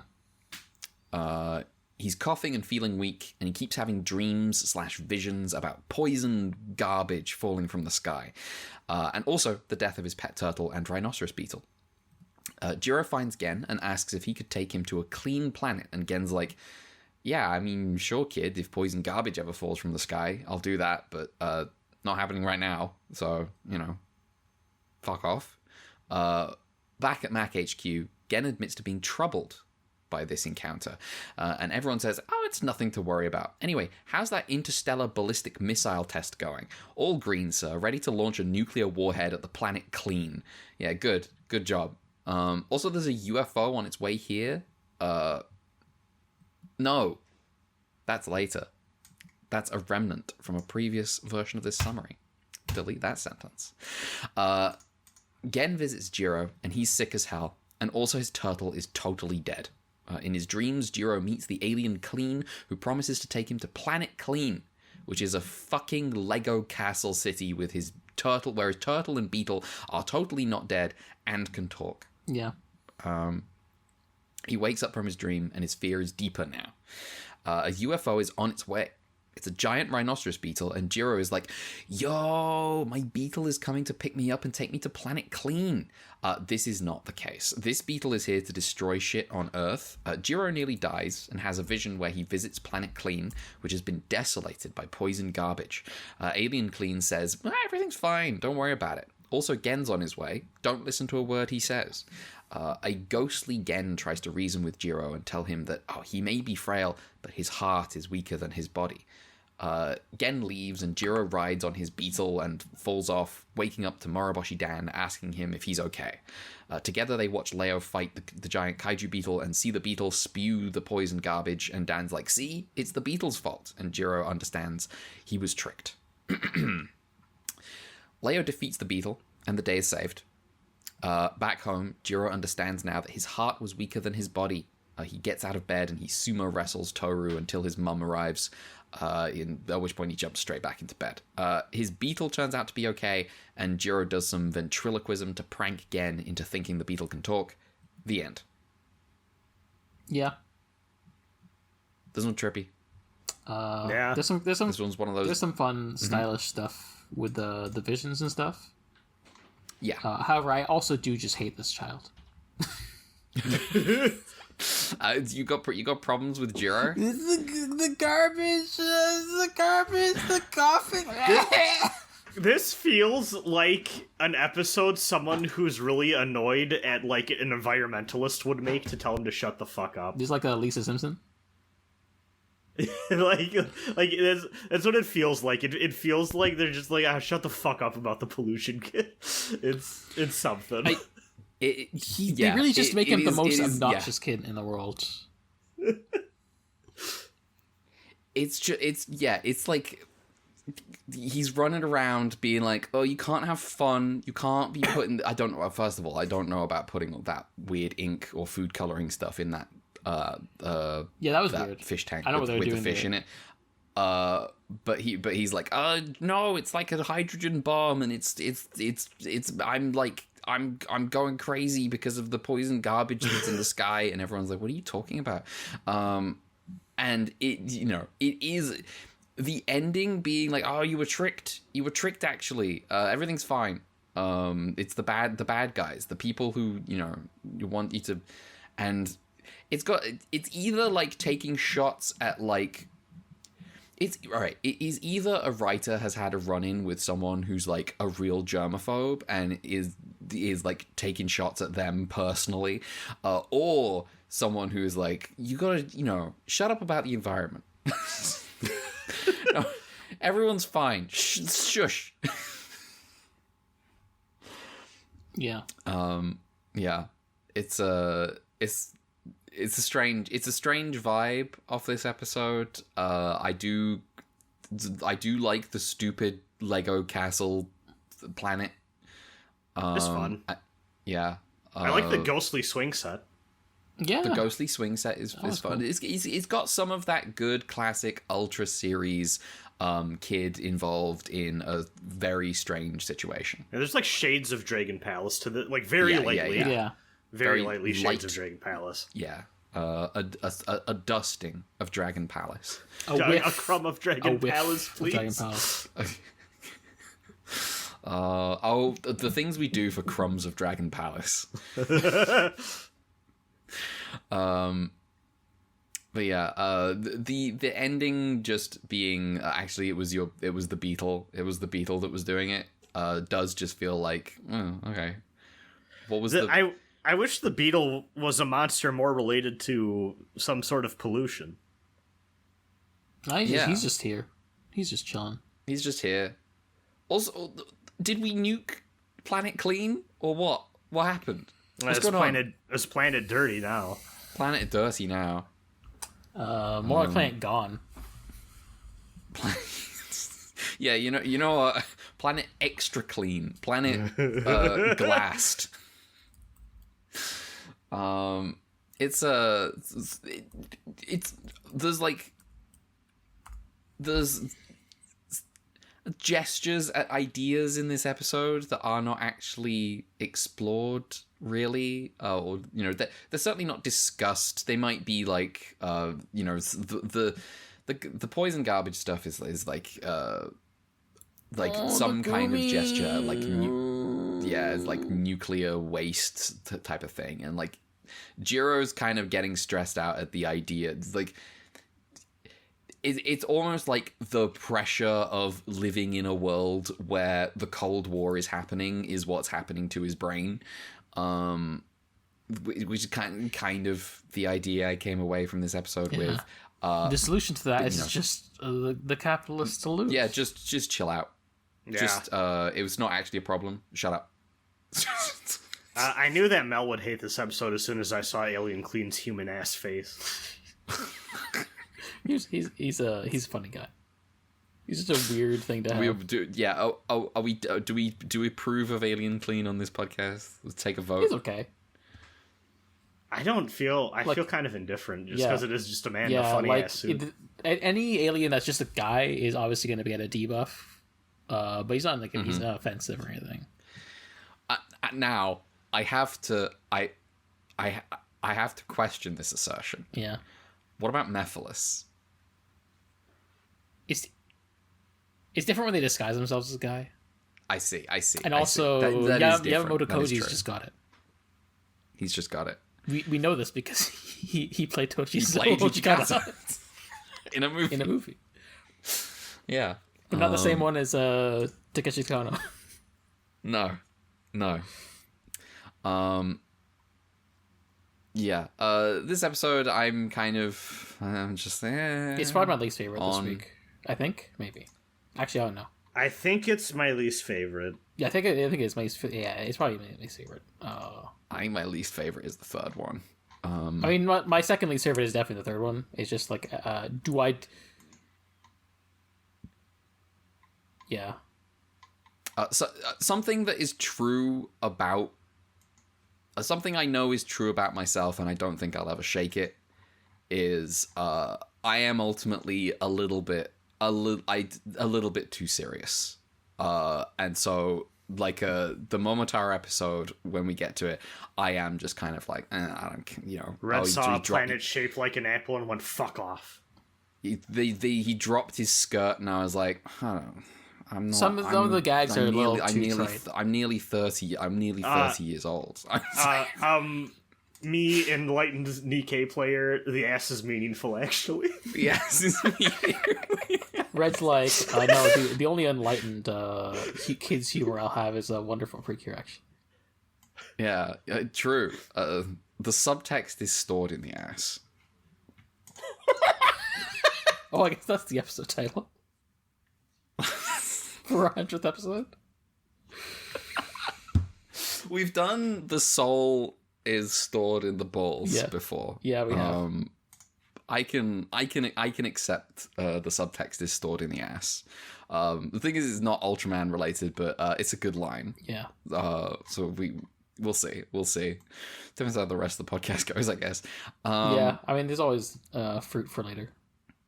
Mm-hmm. Which would be a good segue for the third episode, but unfortunately we have another episode to go through. Fruit for later. I am fundamentally pro rhinoceros beetle.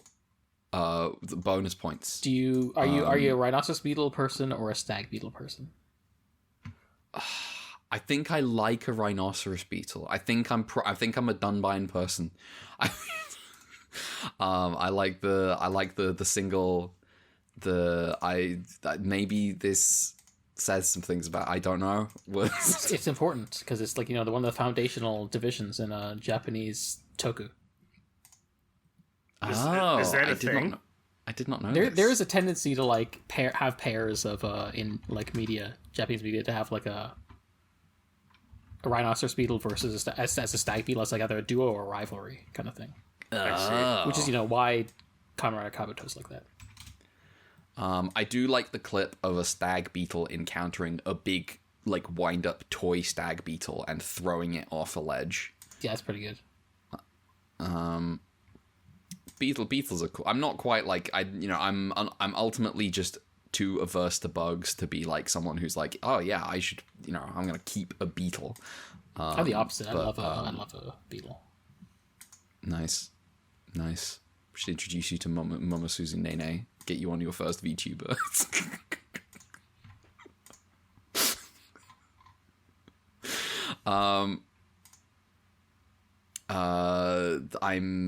I quite like this beetle kaiju. I think it's good. I don't think it's cool enough to have the name Satan. They're getting going to that well a little too much, I think. They're going to the Satan well a little much. Yeah. Pope voice. It's just kind of, I don't know. I was here for North Satan, but come on. North Satan was sick. Yeah. Like the big spine. Yeah. Like the he's spine going to show up and harass cool. Brad in his gacha games. Yeah. Yeah. But you can only do Satan so many times per show, I feel, and like this is already being like, oh, come on, this is getting dicey. Do we? Who made this episode? This was directed by Isao Maeda and then written by Bunzo Wakatsuki. Thank you, Bungo Wakatsuki. I think you're the one putting the work in this episode, really. Mel. Special structure is Nobuo Yojima. Satan Beetle designed by Tetsuo Osawa as usual. Clean is played by Hanabusa Toru. Thank you.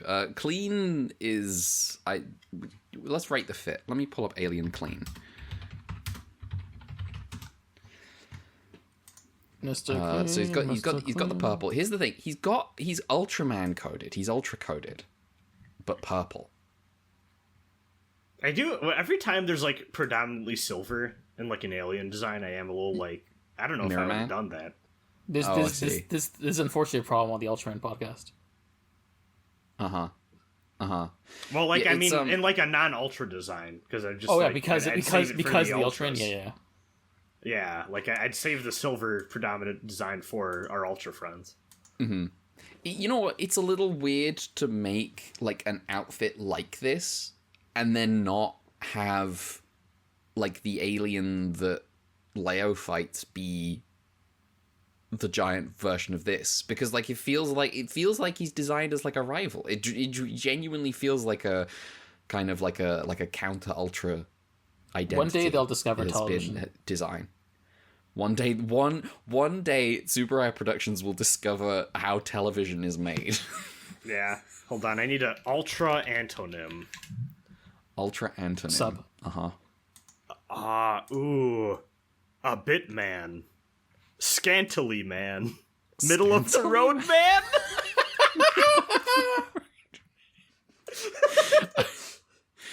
the problem is we're skirting around the fact that the antonym of being like Superman or Ultraman is like bad.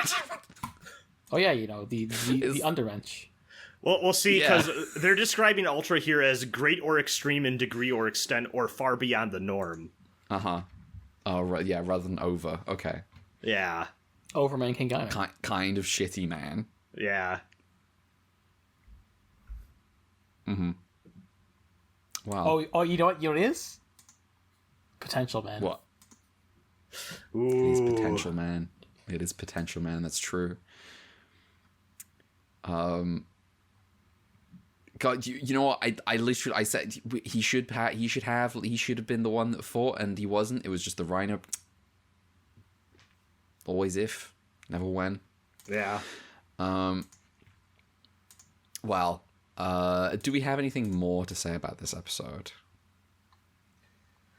No.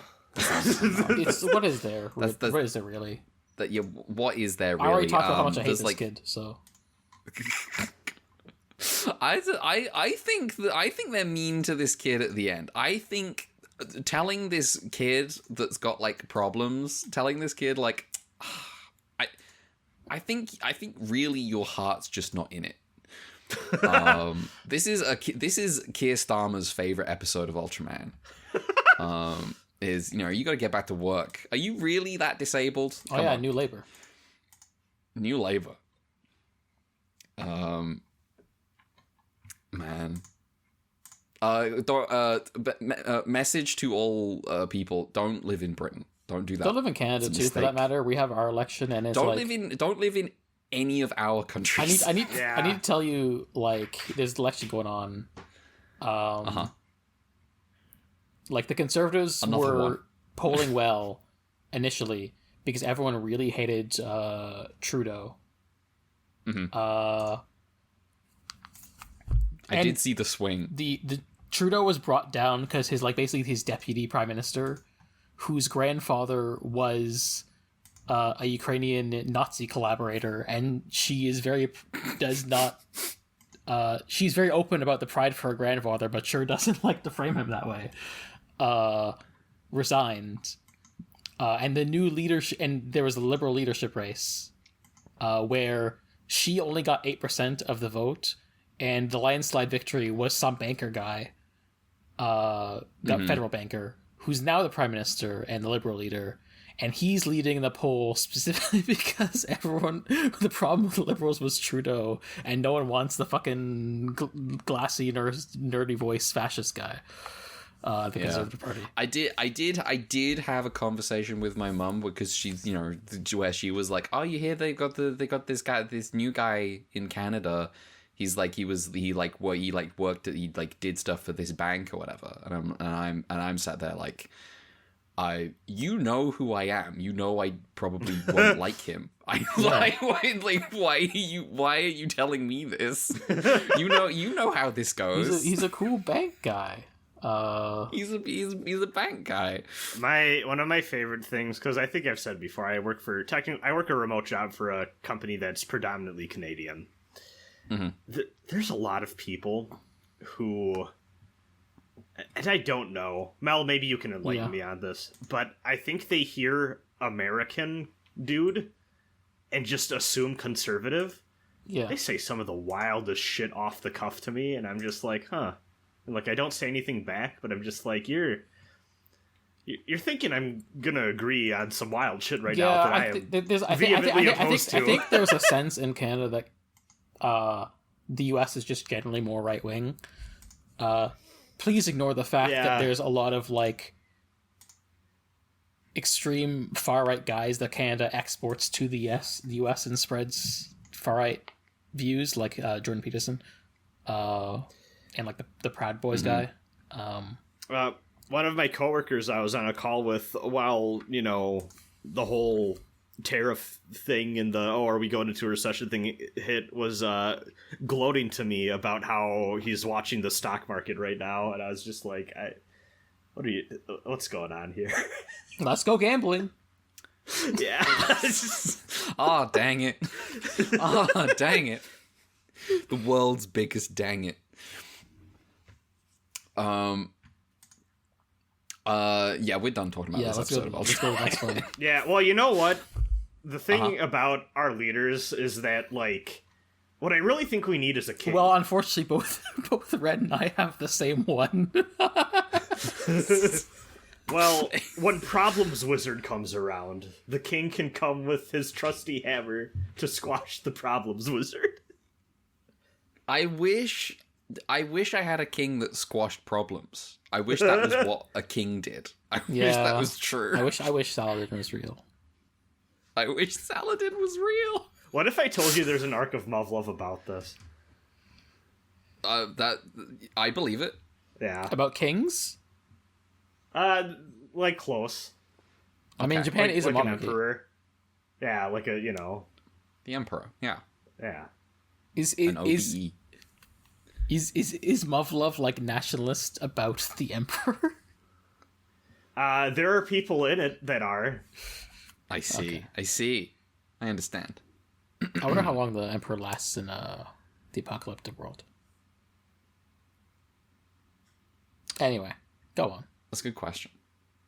But for now, that question must be postponed because we have to answer a new question. Would you still love me if I was a tiny figurine? Episode 26, Ultraman King versus the Wizard / the Magician. It's one or the other. Featuring Ultraman King and Pressure Alien. We have to discuss a title thing. Here. Because, looking on the YouTube playlist, this episode, which is like official, which is like the no, Ultraman it's extremely not channel. Extremely Oh, not. Yeah. There is an Ultraman official. Yeah, but we couldn't actually watch it in our region. It was region locked. I could watch Oh, that. okay. I think it's interesting. available. Let me pull that up right now. I think they have. I don't, but like I think I can. I've seen it. I've used it to grab titles. Either way, this guy's title is Japanese Folklore Theater, Ultraman King versus the Wizard. Yes. And then in the booklet, it's called Ultraman King versus the Wizard, and then in parentheses, from Little 1 Inch. From what? Oh, I think From Little 1 Inch. yeah. There's some stuff going on here with because we're in the folklore series now. Like this. Okay. Yeah. Okay. Oh, I see. The next episode is okay. So I'm now looking at the official. I'm gonna send you a screenshot. I've just to prove I've got this. Here we go. Check this out. Most obnoxious Ultra fan voice. What were you saying about not living in Britain? Yeah. You know, you listen. Back on top, baby. It's been a while. It's been a while, but we're here. Oh, okay. So this folklore thing is sometimes translated as Little 1 Inch, but is also known as the Inch High Samurai, which is a cool as shit name. Yes. There's a Toho final boss based off this folklore. Yeah. So yeah. This is. So all of these come with a brackets at the end saying from and then the tail. Okay. I did not get that in like my subtitles. Yeah, we could have used this for the last time. I mean, you couldn't. I could. No, I meant for when we had like the nursery rhyme one in Taro. Oh yeah. Anyway, you should summarize the episode because we're already getting distracted. I'm gonna summarize the episode. Let's see here. A boy called Tetsuo is quitting the sports center at the insistence of his mother, an overbearing woman that she is. Also, there's an alien menace about. It's the Pressure Alien. The Pressure Alien takes Tetsuo and his awful mother hostage, and Gen saves them. Wretched woman that she is, Tetsuo's mother dismisses Mac's help as just doing their jobs. This pisses Gen off big time, and Dan has to tell him that they can't expect everyone to understand how dangerous their job is, especially annoying women. He says he's surprised an alien like Gen would let it bother him. Gen, you're becoming more like a human. They share a quick laugh and a smile, and then Dan warns Gen about the pressure alien. He's a cosmic wizard. He has a bunch of magic tricks. What kind of tricks, Captain? Can't tell you, never seen them. Thank you, Captain. Very helpful. The pressure alien appears and levitates a bunch of houses and other weird stuff. Gen turns into Leo to fight, and pressure turns Leo into a tiny little man, puts him into a balloon, and sends him floating on the wind. Get shrunk, idiot. With Gen missing, everyone is looking for him, except Tetsuo, whose terrible mother tells him he can't slack off from his studies. Toru and Kaoru pop a balloon, and this was the Leo balloon. This is the balloon Leo was in. He goes swimming, and he paddles in a boat as a little figurine. And then he, flies from Earth into space to reunite with Dan. As a time, it's got to be it's a long flight when you're that small. Do they remember that they're in space, or? I don't, it's really funny when he's like swimming away and then gets on a boat and paddles, and then he just takes off and flies into space. Yeah. Dan's first thought on seeing Tiny Leo is, "Wow, I thought you could only be Leo for 2.5 minutes." This kills me. This is ridiculous. Fucking one incorrect. That's not. I was like, do they retcon this? And 2, you don't have other questions? Neither of the boys can figure out what to do about Leo being shrunk. Wait, this is important because Ultra 7 is the only one we've seen who has the ability to shrink himself. So he thinks it's normal. Yeah. He thinks it's normal. Wrong. Oh, that's so true. Gen has to tell him that he's been shrunk. Okay, I understand now. This makes perfect sense. It makes... Yeah. Alien pressure appears in Tetsuo's neighborhood, so he and his useless mother once again have to flee in terror. Leo tries to help as best he can, but he's basically a mosquito as far as pressure is concerned. Luckily, the dumbest looking Ultraman yet shows up. This is Ultraman King, and he's a wizard too. He turns Leo big with a fucking hammer, and then the two of them jump pressure and hit him with the cape combo. The day is saved, and the king heads out, leaving Leo with the magic cape. And never to return to the Ultra series ever again, presumably. Tetsuo's mother apologizes for being the worst. No, I'm right. He's never coming back. Tetsuo's mother apologizes for being the worst. The end. Yeah. What a lame villain to have the fucking king show up for. Yeah. I obviously Now, I had seen the clip a while ago of Leo paddling the boat. That's like one of the most iconic shots of like, look how wacky and weird Leo is. What the fuck happens in the show? I'm gonna tell you, I spent the entirety of Taro waiting for it to happen. Oh. That's so funny. I was like, any episode now, so this is your this is your 7 guys on the crucifix. this is my 7 guys. I've kept a lid on it because it didn't happen in Taro, and I was like, well, hang on. It was definitely Showa era, and it was definitely it was some goofy shit with like he's got a weird head with like horns. So once it didn't happen in Taro, you knew it was going to be in Leo, right? Or assumed as such? Well, we got the first few episodes of Leo, and I was like, it can't be in this show. What's happening? It's got to be like a guest appearance from Taro. I was so confused. So 2 things. One, obviously I know about the fucking paddle boat, because if you'll see like Ultraman Leo out of context on YouTube, and you'll see this is like the thumbnail or something. Yes, it's either this or the car. Yes. But also, like, 2, much like Astra, I obviously knew Ultraman King was a guy who shows up at some point. I did not know that these were the names in the same episode. This man shows up, and something that didn't make it into the summary is the fact that this guy is like a mythical figure. Yes. Dan sort of didn't know that he existed. Yeah.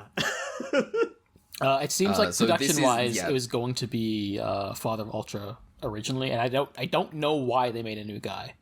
to be honest. It felt like it should have been Father of Ultra. That was my reaction to it. It does feel like the thing he'd fit in well with. I don't know why they made a new guy. Father of Ultra had a cape. Yeah. The way this guy is spoken of made it feel like towards the end of the series, maybe even the final episode type, like, event. Yeah.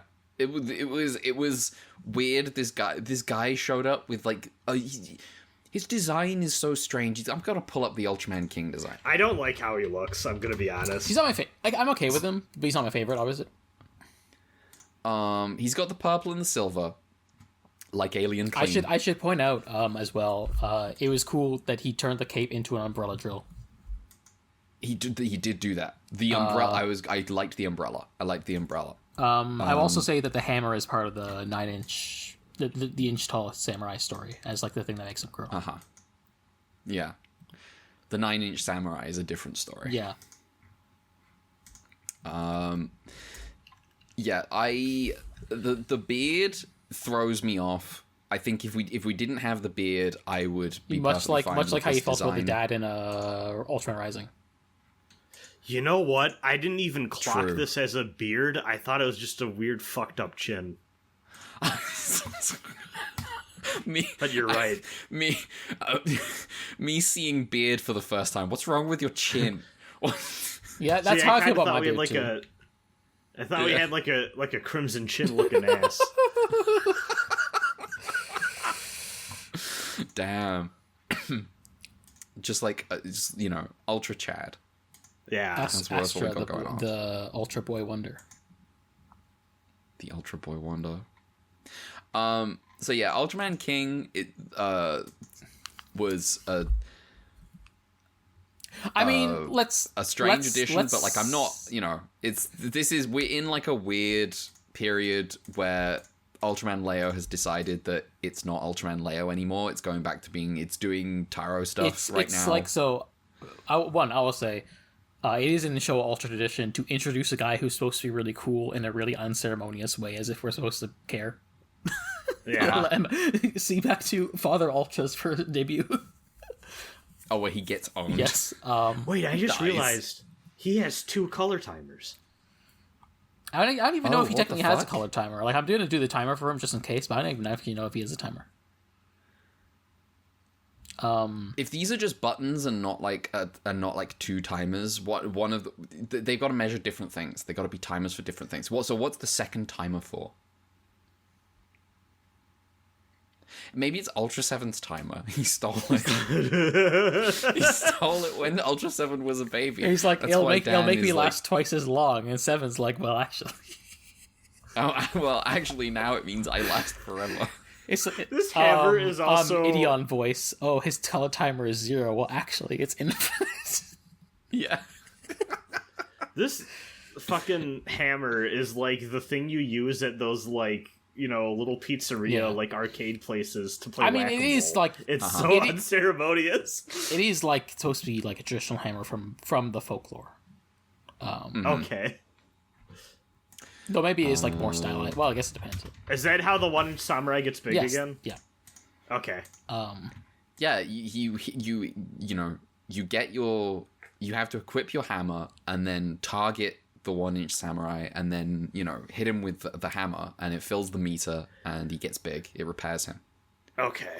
This reminds me of like I learned this in the Pokemon Stadium 2 trainer school. There's the move in Pokemon Minimize, and if Pokemon uses Minimize, which increases your evasion, but that means they take double damage from the move Stomp. Oh. It's fun when Pokemon has little cool. synergies like that. Yeah. Okay, so the 1-inch samurai rowing down a river in a bowl. That's a thing. Yeah, I like that direct cuts from between story. like Leo and the figurine, but also a close-up shot of like actual Leo rowing. Yeah, which is repeated to to great effect later when we have Dan driving and then Leo strapped to with the seatbelt, and you get the shot of Leo on the.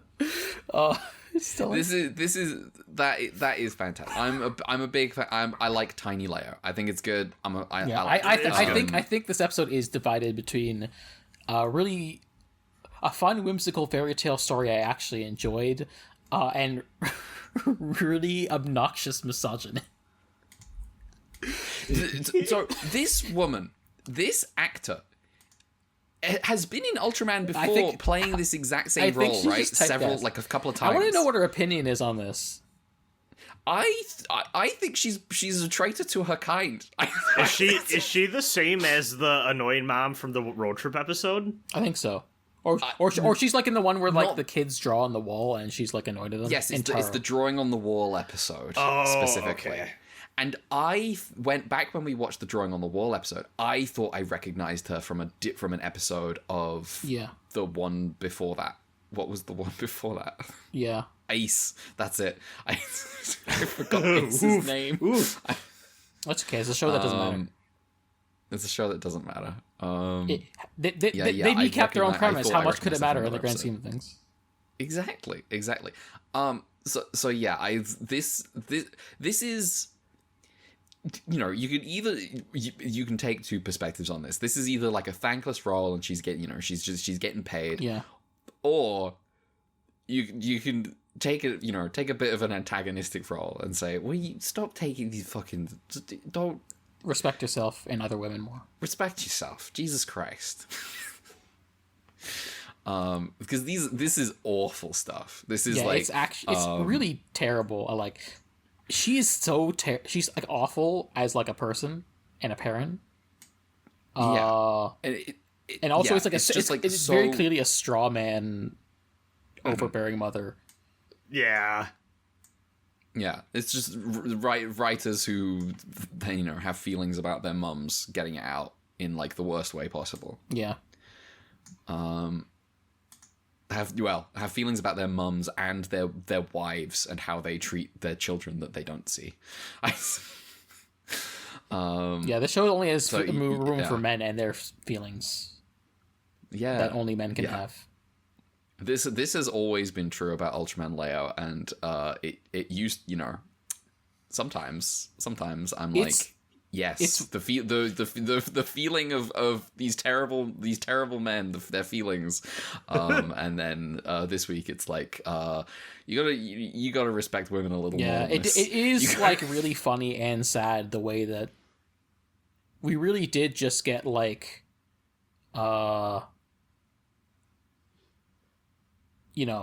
course correction after Ace to be like. We're just gonna not respect women for like 2 years. Ever again. Yeah. I'm gonna be honest, like, now that we're at the halfway point, I do feel like Leo's a little dicier than I would like it to be quality-wise compared to the start. We got some, like, early, like, flashes of brilliance. I will... They kind of hit rocky territory quickly. Yeah, so I think, well, some of it is, like, it is... I have a few thoughts of this. And I guess I can give them now, because we'll probably just, like, repeat our feelings for the next episode. But I'm like... This is definitely the point where, like, the ratings are doing bad, and they're trying to see what sticks by trying to go back to what they quote-unquote works. It is, like, the wiki describes it as, like, the Folklore series is a deliberate attempt to boost ratings through, like, the, through the Taoisms, and also, like, they had, like, a naming contest for Astra, which is also part of, like, publicity, which aims to get some more ratings. For God's sake. But also, what I will say is, like, I'm also, like, I did predict we'll have a slump in the 20s. This is true. And I do have hope for, like, 2 reasons. One is that, like, we know our audience is the Leo sickles at this point. This has been established. And I get the vibe from, like, the people who like Leo and talk about it. It's like they don't talk about it the way people who like Ace talk about Ace, where the people who like Ace specifically like the first half of Ace because there wasn't anything to like about the second half of Ace. Yeah.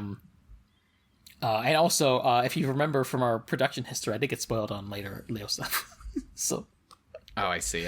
So I'm like, I understand. I'm like, I think this is like an unfortunate rough patch, but also I'm like, I think there's like going to be a point where it might turn around to something more like maybe not the same, and maybe even like still like a step down from before, but like a more interesting than this.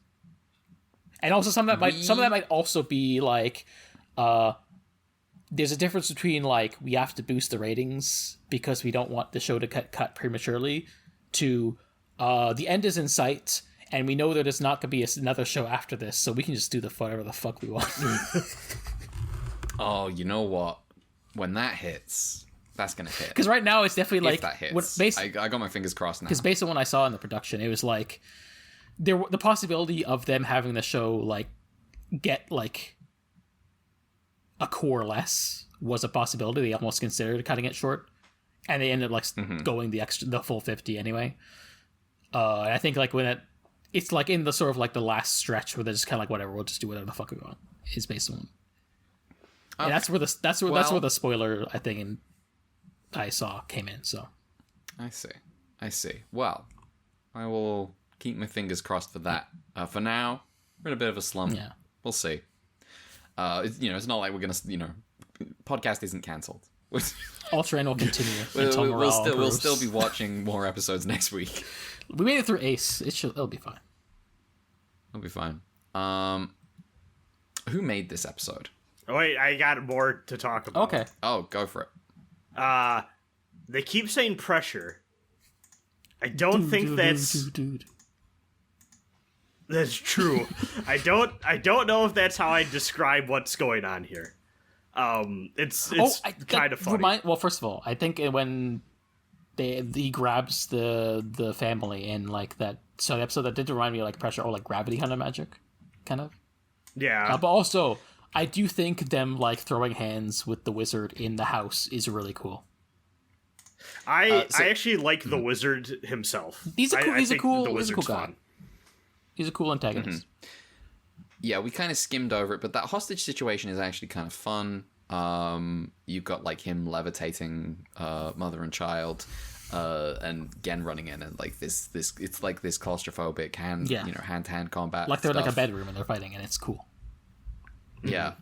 And then the fight's over, and we get the one funny joke with the mum where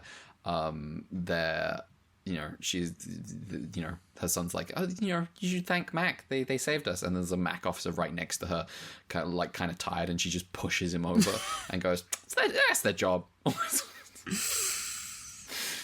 You'll notice I stopped I'll caring about actually trying to get the name of the Mac actors.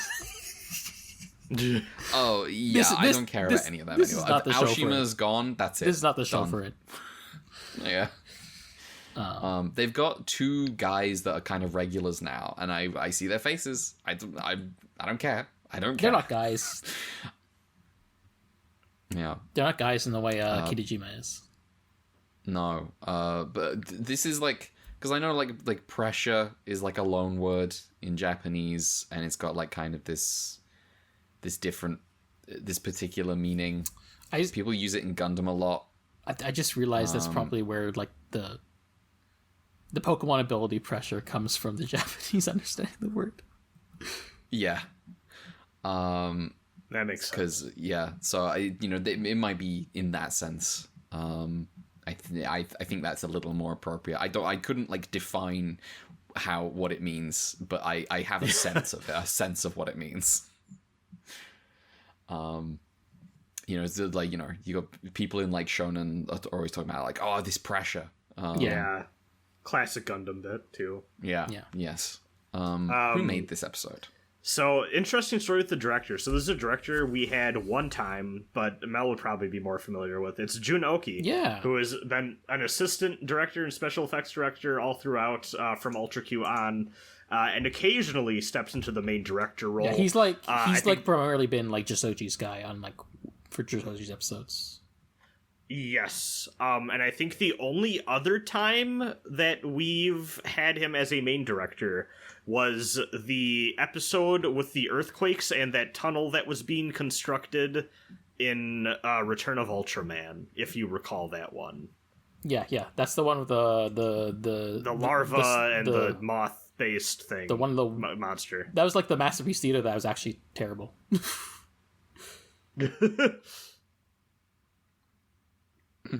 Cool. Wow. Mal. Wait, what writer? Oh, so who's the writer? Oh yeah, written by Shigemitsu Taguchi. For me, Special Effects Director is Shohei Tojo. Pressure is designed by Tetsuo Osawa. So is Ultraman King, and it's based off a design that his daughter made, apparently. So that's fun. Forgot.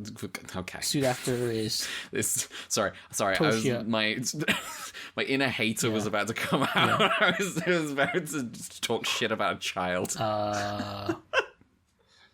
Toshia Aoko. And yeah, we already covered it, but yeah, this is based off of the folklore of the 1-inch guy, 1-inch warrior, 1-inch samurai. Yeah. Wow.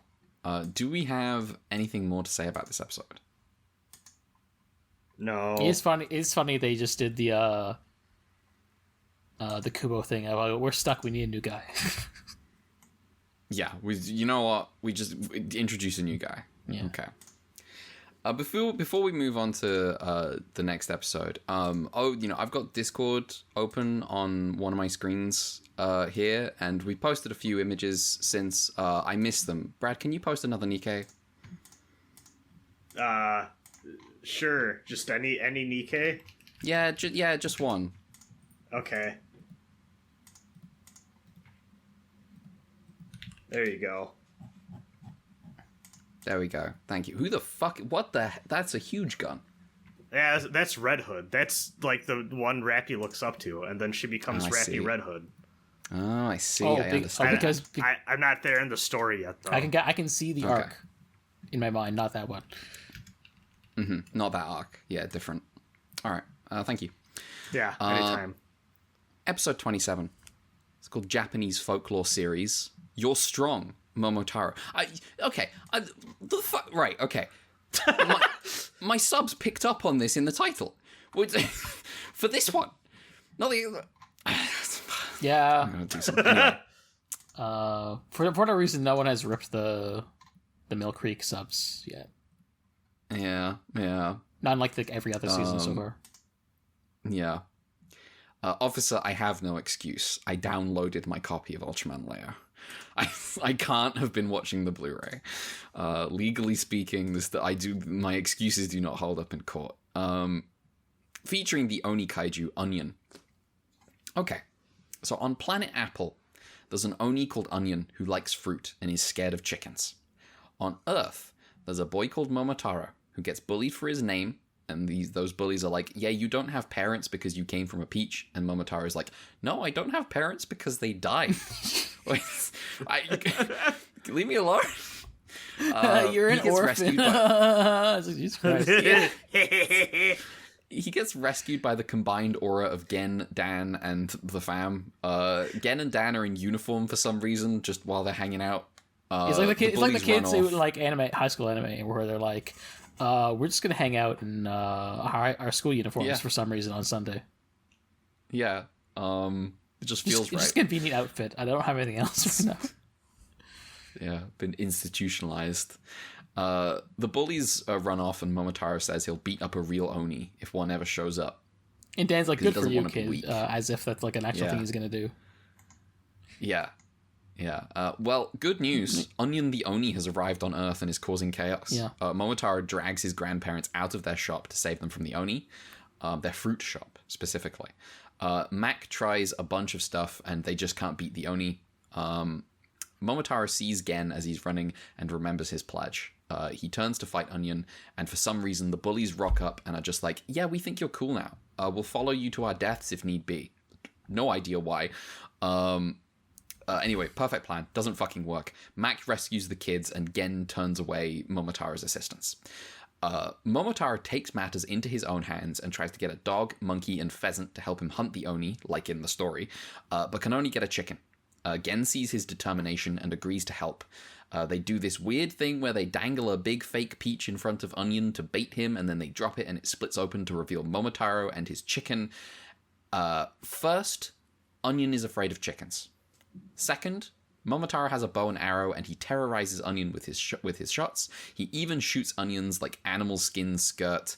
And when Leo turns up to fight, Onion spends most of the fight trying to keep his skirt up. Leo cuts off Onion's horns and turns him into an apple tree. Mac and Momotaro ship the horns back, which they'll use for traditional remedies. And he waves to his grandparents, and the bullies are here too. Everyone's happy. The end. And they're all walking on like the most fairy tale ass matte painting. Strange matte painting background. I think it's charming in the sense of like if they're going for fairy tale logic, it makes sense because it's like it's obviously fake, and I think they had to have known this. Yes. This is like the most just fairy tale episode of the, of these two, I would say. Well, I don't know. Why do the bullies like him? What happened? They just rock up and they're like, yeah, we'll follow you to hell. What? Well, listen, there's like they're just seeing like this is just like the prophecy. Oh, I see. They're true believers in Momotaro. Maybe they're the chicken, dog, and pheasant. This is what Dawn Brothers is about. It's not actually what Dawn Brothers is about. I actually don't know if I can tell you what Dawn Brothers is about. Dawn Brothers is a Momotaro thing, though, right? Yes. Like the Red Ranger is Dawn yeah. Momotaro, and each of the other Rangers is based off of like his companions. And the Yellow Ranger is the Oni. Oh, okay. Is it unusual for the Yellow Ranger to have interesting stuff going on? I mean, I guess. Am I thinking of like I have this weird reputation in my brain that the yellow one gets shafted? I think it depends on the season, but also. Okay. But in Dawn Brothers, she's the point of view character. You know what? It might be because I'm near the end of Heartcatch. Yeah, I mean, there's definitely like a bunch of. There's definitely Precure seasons where the yellow isn't like doesn't have it. But some do. Yeah. It kind of depends. Brad, are you here next week? Yeah. Okay. You'll have to. I'm very sorry. We'll have to talk about girly things. Not like Nikke girly things. I mean like Precure girly things. I'm very sorry. That's fine. Okay. I'll try to lick every dirty surface I can to get sick in time. Keep the cooties off. Yeah. Yeah. I don't know how this bit started. I hate it so much. It is pretty funny. See, that's never mind. I'm not making that joke. No. Where you going? What was it going? This is like, after being accused of hating women, I decided to reinstall Nikke. Yeah, exactly. Exactly. No one who hates women could play Nikke. Yeah. Could possibly.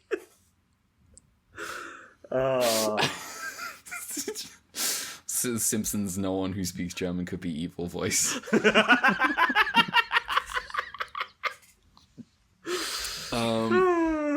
Where was we? We're talking about Ultraman. How you feel about this episode? It's fine. This is the middle one for me. It is the middle one. Mm-hmm. I'm gonna be honest. I'm kind of down on all three of these. Yeah, for me, I'm not super high on. I'm not really high on this week. Yeah, for me, I'm like high on half of last episode, and we already talked about why the other half sucks. So yeah, this is a bit of a. It is funny that we got this shit week in our 100th episode.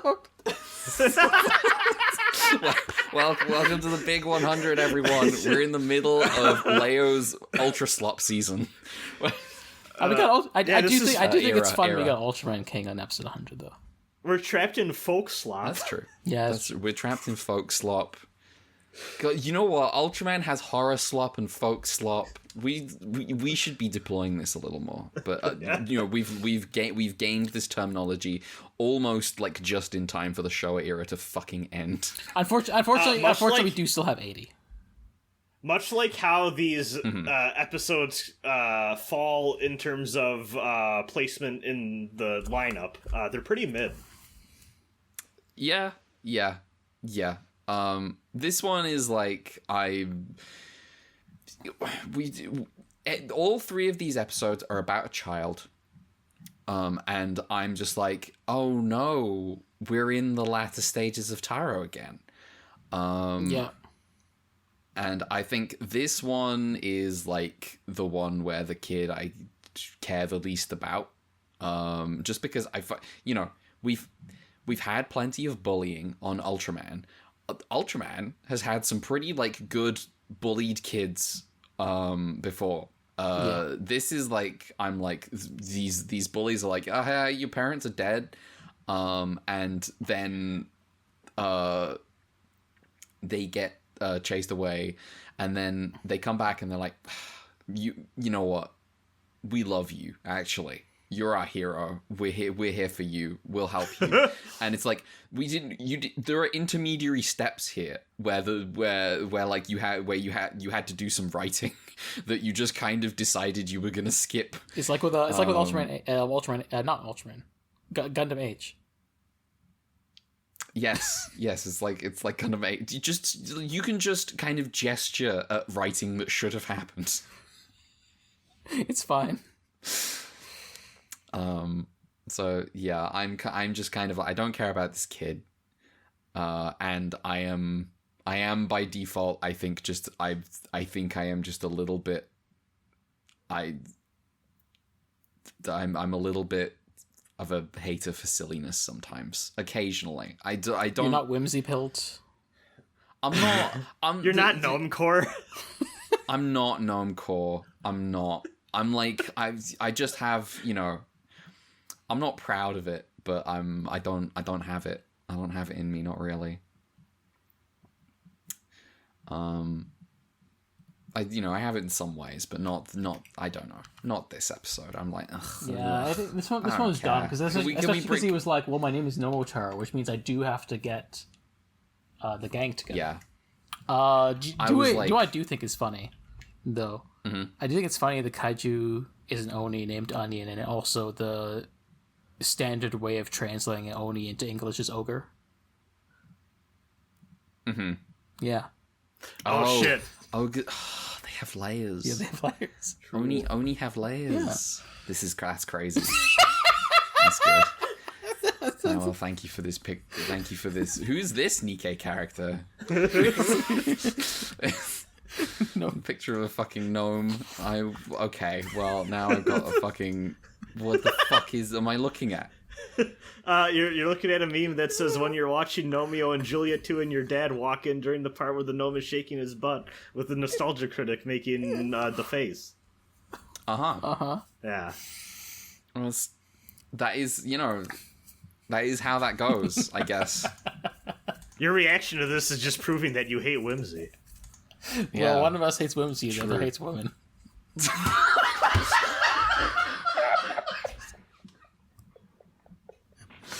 We gotta find something that Mel hates. Yeah, it starts with a W. Yeah, something that starts with a W. I've got off light. I think I had the short end of you can't be cancelled for hating whimsy. This is the cosmic balance, because at the end of our Yuko Leaves episode, Brad got off easy. Oh, that's true. Listen, that's true. Some of my best friends are women. See Mel. Hi. Want to play a best later this week? Yeah, actually. Yeah, cool. It's cool. All right. Yeah. Then every time Tyr or Natalia. Oh God, what's her name? Which one? God, you really relate to that one character who was just terrified, who had like woman phobia? Oh yeah, Guy. But don't worry, he's got. His name is Guy. His name is Guy. Yes. Don't worry, he got over it. Now, like our second to last session. I when you posted about it, I immediately pulled up the stream to find the clip of you two of having that moment. The tragic backstory. I was like, I have to witness this bit of women apologizing on behalf of womankind. Yes. It's like the entire game is like he's afraid of women, and like there's a good skit early on where like Annie starts tickling him to tease him, and then Jade, the grown-ass man colonel of the Imperial Army also starts tickling him. And then you get to like, oh, it's actually because of my tragic backstory where I watched my parents, my mother and sister die in front of me, and then like all the female cast members are like, oh, we're sorry, we teased you. Yeah. See, the name I was trying to think of was Natalia, Yeah. but then Anise is also Yes. part of the crew too. That's true. We love Anise, she's fun. Yeah, that's a good cast. Yeah. Anyway, you know what isn't a good cast? this episode, Mac. yeah, Mac. This episode. Mac is a cast of 2 guys, and like there's people. Sometimes a cast can be 2 guys. I need the Dan and Gen source back. I need it back. I need it urgently. It's missing. Yeah. It feels absent in a We got way. like tiny little taste of it in the last Yeah, episode. I really liked Gen is like frustrated. I really liked how Dan was like, oh, it's almost like you're becoming human, huh? But seriously though, Yeah. the little smirk. Yeah. Yeah, that was good. yeah. It's just like, can you post another Nikke, because that's less embarrassing than this image. Can you... Yeah. Hold on, let me grab one. I'm not putting any of these guys in the fucking description. No.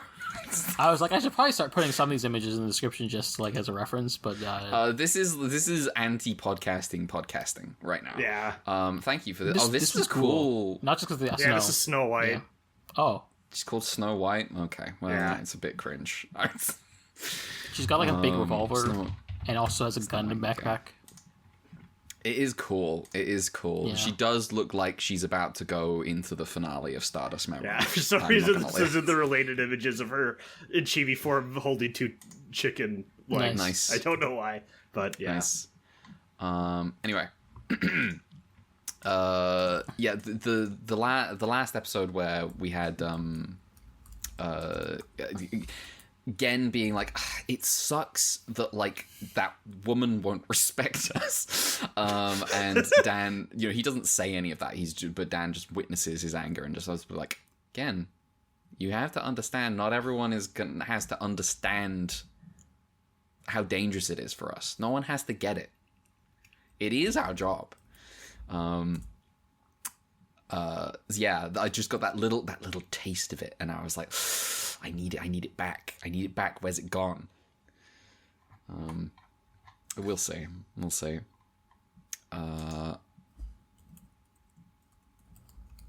What else is going on in this episode? Shenanigans, hijinks. Okay, who made it? This was made by this is the same director, Jun Oki, and then written by Bunpei Ai. Mm-hmm. Do you think Bunpei Ai came back was like, I actually need to write a report about how there isn't actually a planet Apple? I need to write a report about how Momotaro isn't real. Yeah. I need to, maybe he came back because he's like, do you remember that movie, that wartime propaganda movie? It turns out Momotaro didn't go around making friends with all the colonized peoples of the Japanese Empire. The New Earth wasn't real. The New Earth wasn't real. Just imagining, oh like, my god. TV station guys, hey, Bunpei Ai, can you write us the story about this folklore? And then Bunpei Ai is just like a Jonathan Frakes voice.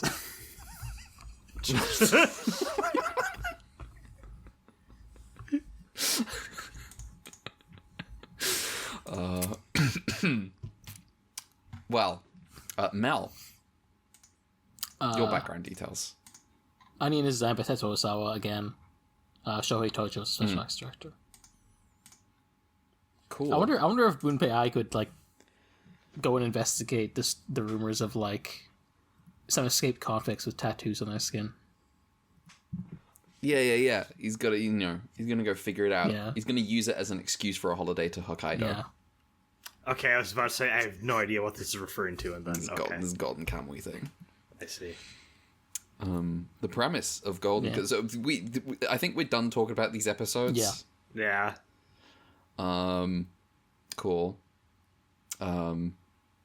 the premise of Golden Kamuy is there's like a bunch of convicts who got tattooed with a map to a treasure, but you have to combine all the tattooed skins to get No, them. it's like Waterworld.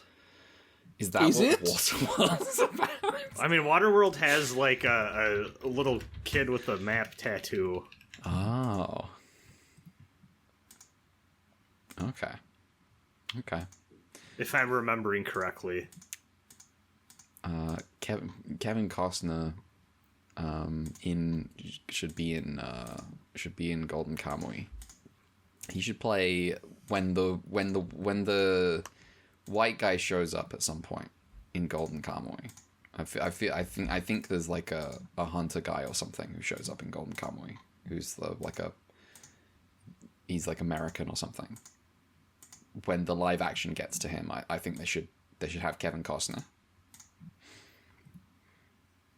He does westerns. Yeah.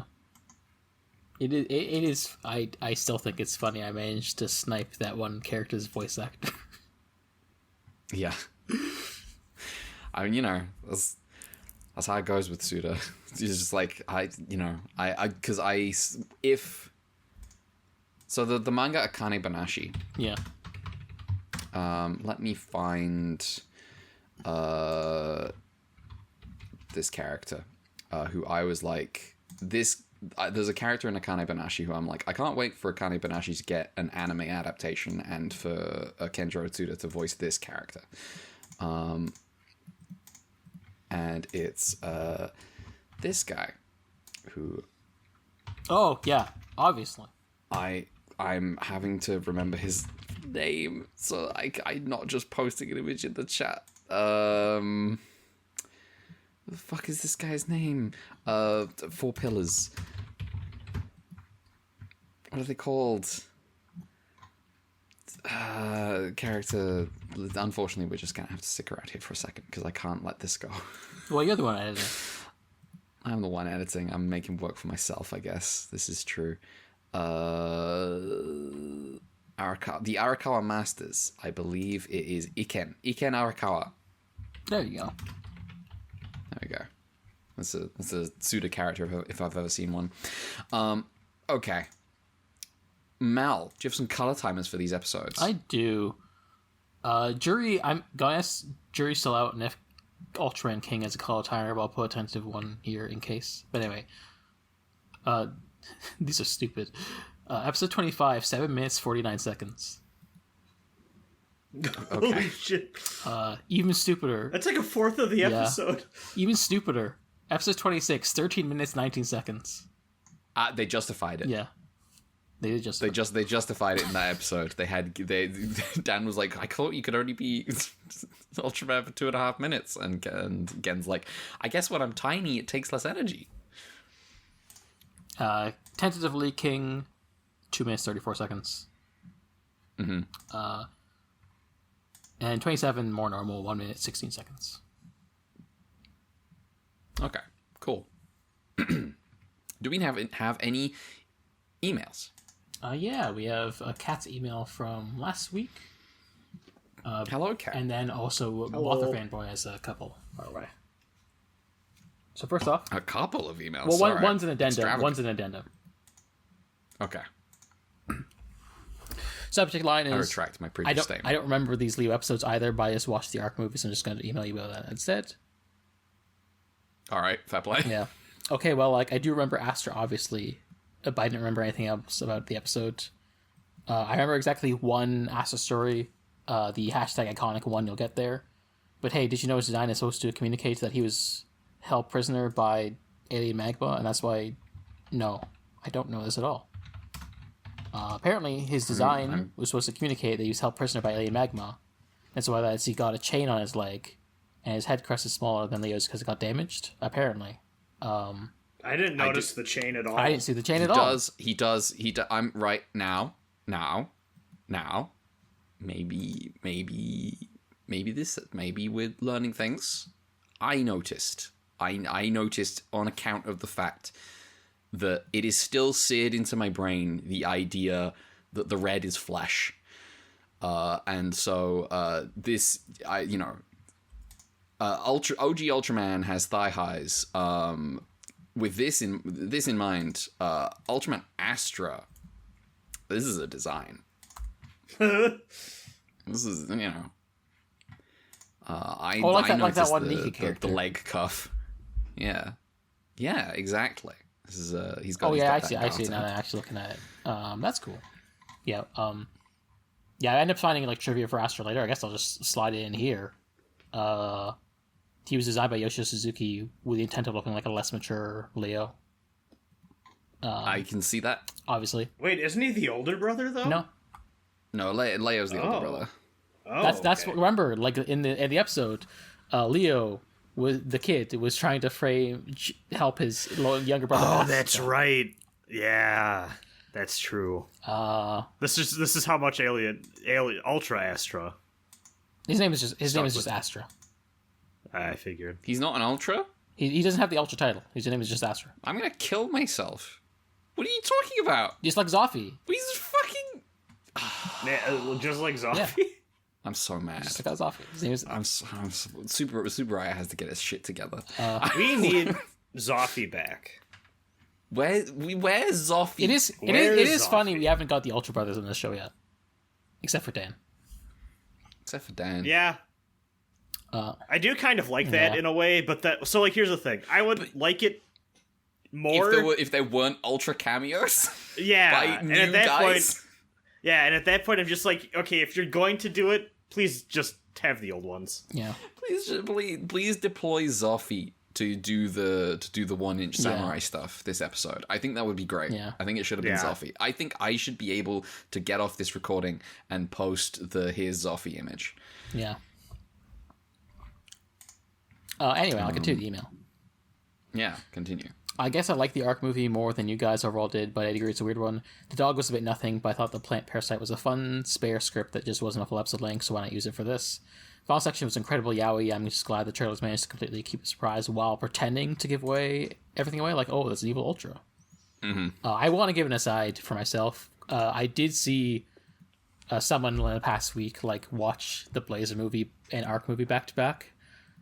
And they were like, whoa, it's like, the Blazer movie starts with a military operation where they kill kaiju, and then the Arc movie opens with a non-lethal kaiju encounter. It's like, it says a lot about the different approaches of those two series. And I'm like, I think you need to check how many kaiju leave that scenario dead at the end.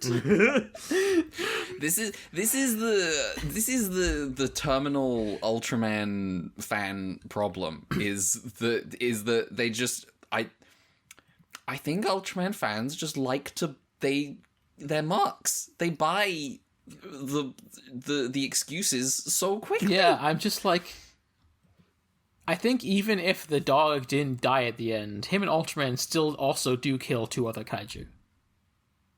They do that. He's a traitor. They do a sick touch of death combo in Marvel. They do. Anyway, yes. Yeah. But okay, my thing is this whole Dark Arc story feels like a perfect epilogue for the show, and it's weird that it isn't. Picture this: Yuma comes back. Yuma leaves in episode 25 and doesn't immediately come back. In the next scene, and he comes back in the movie right as all the stuff is finally paying off. Shu's backstory comes up and progressing his character too. Now you add Yuma doesn't return your feelings and left you behind to Shu's darkness. That makes a lot more sense. And then the big final fight, Yuma realizes he does return those feelings. And then he returns the use.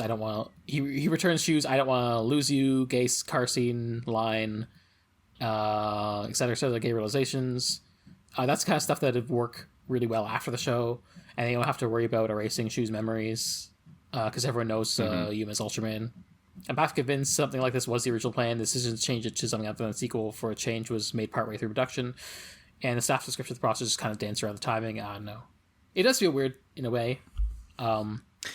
It's strange that they can't really.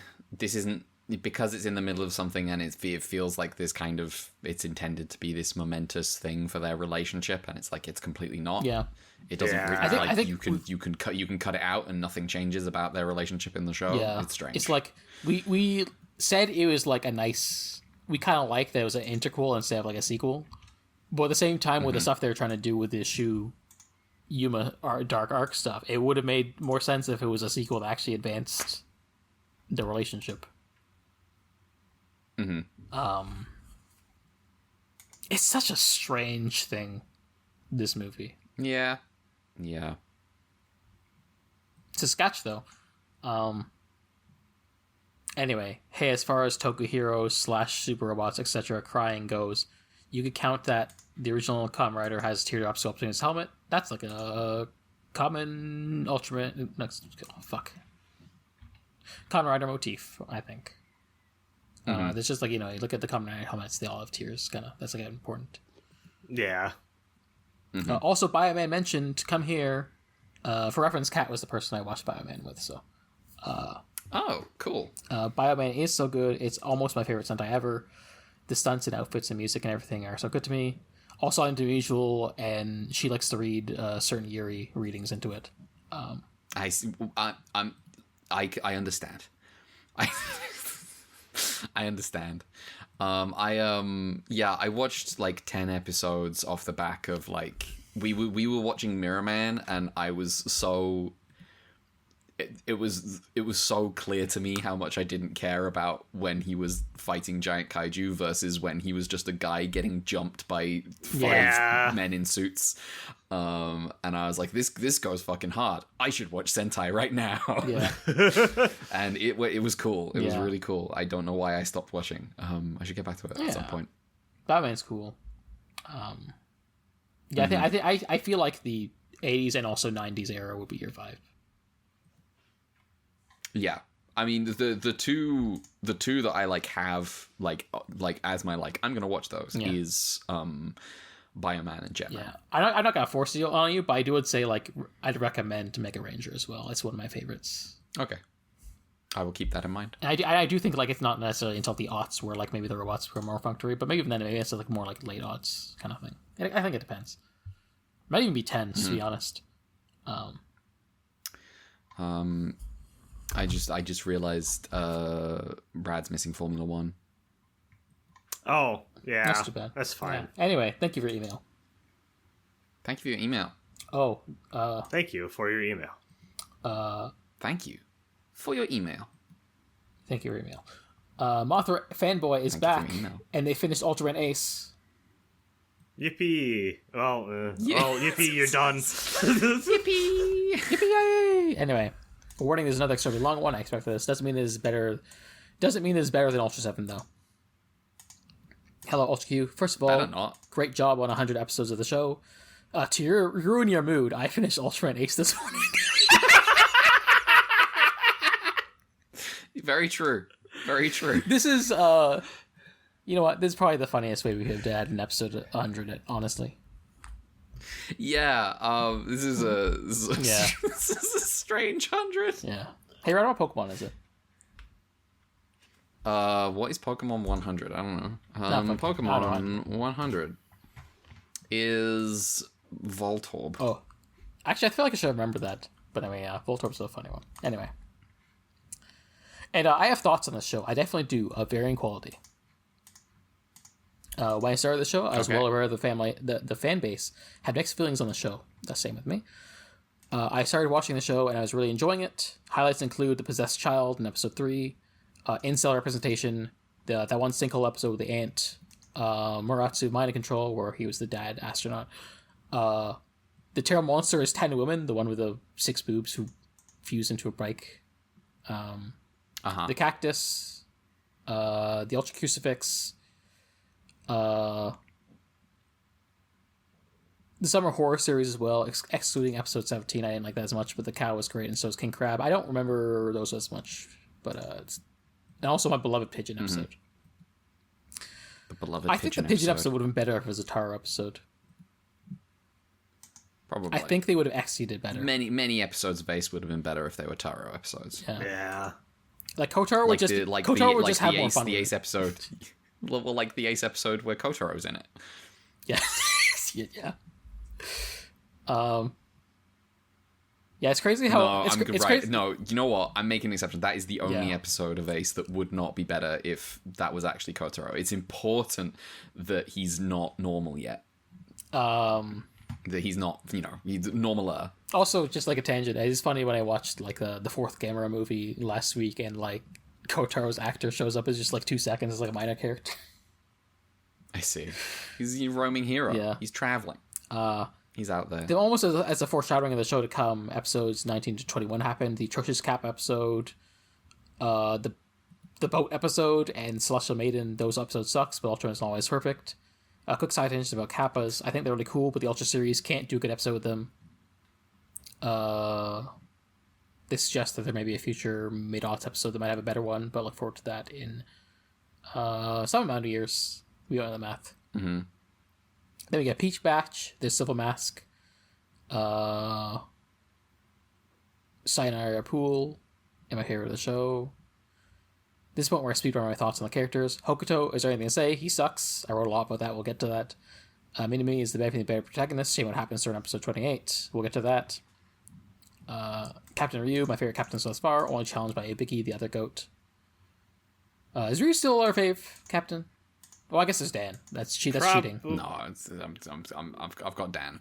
I got Dan. If we, I'm sorry. I don't know. Sorry, like Ryu. Dan doesn't count to me. It does feel cheating in a way because if you bring in the legacy hero, like obviously it's almost like he wins by default. Like when Bandai Namco retired Yuri, the protagonist of Tales of Vesperia, from Tales popularity polls. Okay. Because he kept winning. Yoshimura, fake Ueno is not as good as Ueno. I do prefer the Kawa over King Buckle, though. Yamanaka, how do I join the Hokuto hate club? This is just Kishida, but he hates Hokuto for the whole show, and I love him. He's not my favorite member of the team, though. Kono, the goat of tech. Mikawa, the other woman. In the first half of the show, is given a lot to do, but then she becomes fake Oga post episode 28. She does. Yeah, she does. It really... I guess when you put it that way, it is wild how much the show just stops liking women once Minami leaves. Because it just stopped treating the other woman right, too. Yeah. And you know what? It already didn't... I realize that among some people, this is a controversial position. It already didn't like women that much in the first half. I already didn't really like Minami. Literally one guy was committed to liking Minami in terms of the writing staff. Yeah, and then he left. There was one guy who had a vision, and it got fucked with in a way where he was like, "I'm out," and then he left. They ditched everything every idea he had, and then they were like, "Can you please come back and finish your show?" That was a great voice. You should pull that one out more often. Yeah. Anyway, Hippolyte came and he had a good... Superia Productions. Yeah. Qui-Gon talking to Anakin. Qui-Gon talking to Anakin. Now it just sounds like I'm doing like anti-Irish impressions. Oh, you want to spend time with your mom. You don't want to become a space mom. The other Shigemitsu not Shigemitsu, who's the Toshiro? No, who was the guy who was the head writer of Ace who left? Jim. Oh fuck. No, I was happy. What was his name? Ultraman Ace head writer. Was it Taguchi? Was it Shigemitsu Taguchi? That sounds about right. Wait, hold on. Let's see. I need to go to... What was the... Because he did the first episode, I'm assuming, correct? Yeah, I'm going to episode 4 because I know he did that too. Let's see. If I could find a list of episodes... Shinichi Ichikawa. Yes, that's it. Shozo Uehara to Shinichi Ichikawa doing the Qui-Gon to Obi-Wan voice. We didn't come here to write women. Yeah. Anyway, continuing. This email. Want to know what isn't good? Episode 28. Okay. This is where they go all caps lock. What did we say on the episodes 65 to 73 of the podcast, I guess, is my exact thoughts on it. New is actually one of the highlights of the show. I really liked her character, but no, now she's from the moon, and I hate this episode. So yeah, talk about the retool. Let's start with the good. They like episode 33, shoot the hot air balloon. Episode 35, the piss episode. The hot air balloon does stand out as, like, shockingly good, I think, for what it happens. It's like the one time it's funny, like it's like a predecessor Taro episode that's actually good in Ace. They use that kid as a secret agent. Yeah. In a way that's kind of fucked up. I do also think, like, the piss episode is the only episode of Ultraman where Hokuto is likable. Yeah. He's a hero in that. He tells a child wets the bed, and he tells that child, "Hey, I'm like your hero, right? I'm in like this cool team of guys. I wet the bed until I was 9." He's a hero for that. He takes it back like immediately, like 10 minutes later. But you know, for that brief moment, I like Hokuto. That's fair. Episode 38, Resurrection, Father of Ultra, Christmas episode, where he's Santa. Episode 20, Return the Panda, it's not a real panda, but man in a suit. Editorializing mine. Thank you for reminding me. I used to do good bits in these summaries. You still have it. I still have it sometimes. A Rider with a Time Machine, Revenge of Huracan, and the Life Second Sound. I forgot what that one was. It was a penultimate episode. Pretty bearable episodes, the genuine life savers that made quite the show. 46 and 48 are great. I genuinely love both. There's one episode in the middle, the 100,000 Seashell episodes, that just mid. The rest of it just sucks. Dan sucks, fake Jiro, but not as wildly misogynistic. Oh, Dan the child, Yes. right? Yeah, we forgot. I was like, whoa, hang on, we're gonna fight. What's going on? We forgot we have the real Dan in this show now. Yeah. At least Jiro comes back in one episode. God, remember when they introduced Dan and then they killed his actor in like as a cover up. In a skiing accident. They framed it as a skiing accident. Yeah, he's dead now. The episode plots are boring and uninteresting. Hokuto fucking sucks. Speaking of Hokuto sucking, here's a likable thing he did in every episode of the Retool. I expect you all to read all these. Oh Jesus Christ! Barely trying. How long is this list? Jesus fucking Christ. Okay, I'll get the good ones. Episode 30, letting people pass into a restricted area. Episode 3, putting child on a damn gear. 34, trying to put himself into someone's personal life, being told to fuck off. Episode 35, taking the badge away from the kid after giving it to him.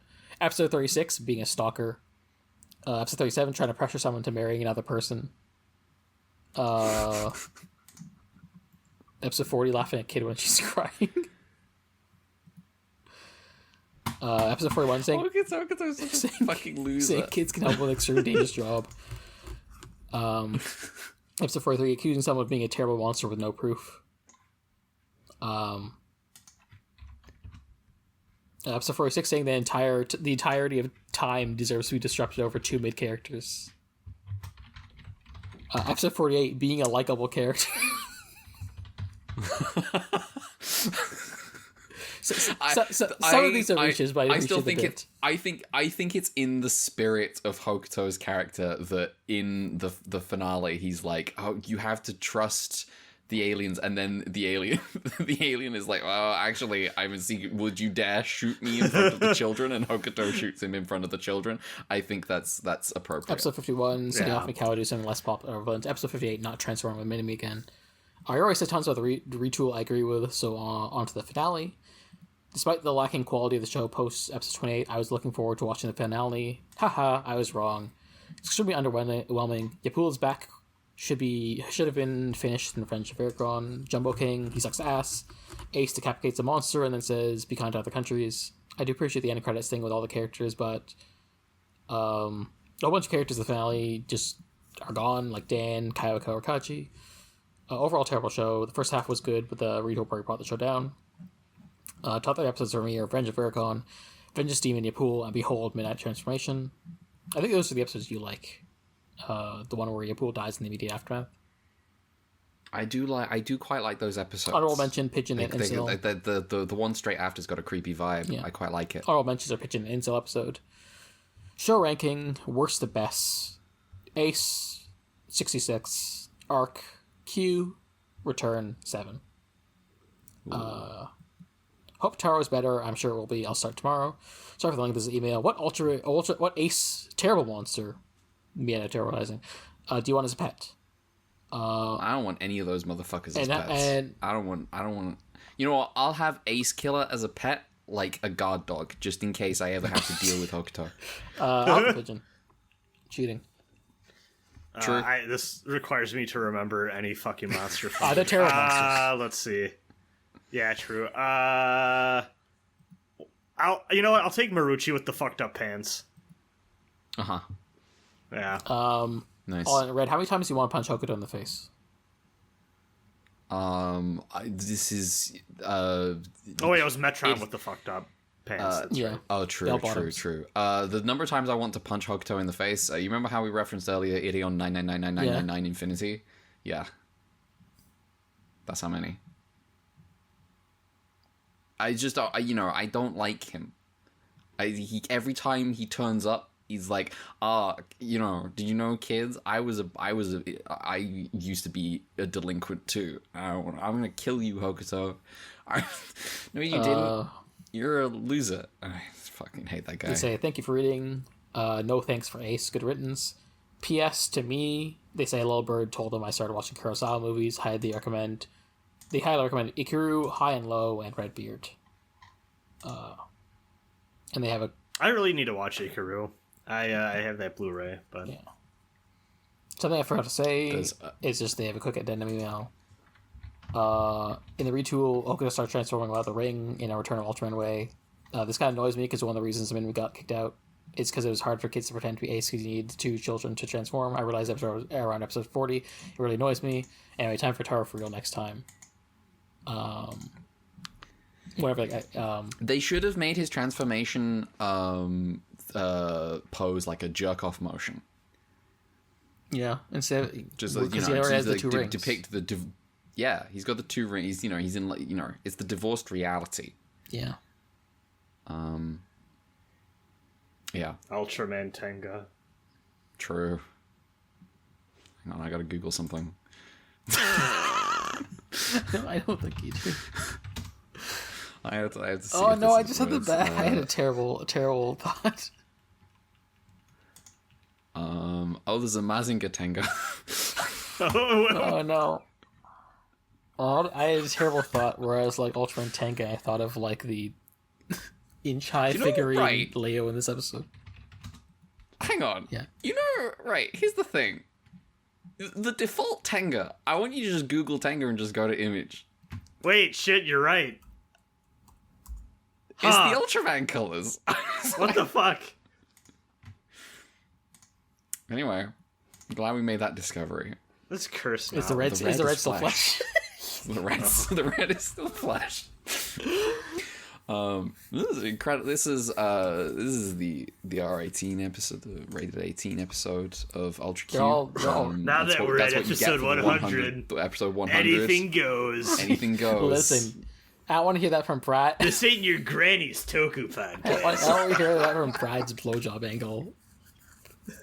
Oh, this is true. That was the very frame one. Frame one of us covering Ultraman. I made it stupidly horny for no reason. Talking about his goop. Yeah. Oh yeah, I forgot. Anyway. I forgot he thought the beta capsule had goop in it. The beta capsule. Hang on. First of all, it's called the beta capsule. Did we ever talk about that? Anyway. Yeah, because Hayata's a beta cuck. I do. Yeah. It does look like it has goop in it still, I'm not gonna lie. Like, come on. Let me have a look at the beta capsule. Look at the beta capsule. If I squint, it looks like it's just not a nice green. Yeah, but that's why I'm like, oh, that's filled with goop. It does mostly to me just look like a lighter. Like a weird lighter, but a lighter nonetheless. I had to clarify just because the silence almost made me think that the both of you thought I'd never seen a lighter in my life. I really enjoy this limited to 3,000 units beta capsule. That's $55 when converted. Uh-huh. That is exclusively for ages 15 and up, and I'm like, what? What are the Why? younger kids gonna do with those? Yeah, like I don't. Well, hang on. This is supporting your theory. This, Oh yeah, don't drink the goop. It's not for little kids. This is a mature device. Did we interrupt the rest of the addendum from that email? No, we're done. We're done. Okay. Thank you for your emails. Thank you for reminding us of all those awful things. I do like that panda though. It's man in a suit. Funny. What? It's a panda. It was briefly funny to me that the brief moment where I was like, I don't know if that's actually supposed to be a panda or if I'm supposed to believe that it's a man in a panda suit. And that, it struck me, it's stuck with me. Yeah. Thank you. Yeah. Okay. Thank you for the gnome. Yeah. Well, thank you for your emails. Yeah. We're done here. Plugs. If you want to follow the podcast online, you can do so on Twitter at ultra_QUEUE or on Blue Sky at ultraQUEUE. No underscores on Blue Sky. I guess I'll quickly plug the podcast we had last week because that's not, it's not Ultra Q. We did an episode on Golden Kamui, which was really good. It was a good podcast. I think we did a good job. And that's like another fucking 3-hour podcast. I expect future Golden Kamui podcasts to not be that long because I don't think we have like as much setup to do. Yeah. But we'll see. There might just be a lot of meat. And there might. It's possible. There will be a lot of meats. Yes, It's Golden yes. Kamui. Literally and euphemistically. Yes. And Mel, your plugs. Hi, you can follow me at Dick Crowns on Twitter and Blue Sky. We have an email, ultrapod@gmail.com, and a coffee, ultraqfund. Also, there should be a Gamera pod coming out this week. I just have to edit it. Nice. It's just been busy with exams and stuff, so I'm like, haven't really had the time. But I want to put it out. It's still April for obvious reasons, but yeah, it'll be out. It'll be out soon. So, Because it's relevant to Easter. It's really not.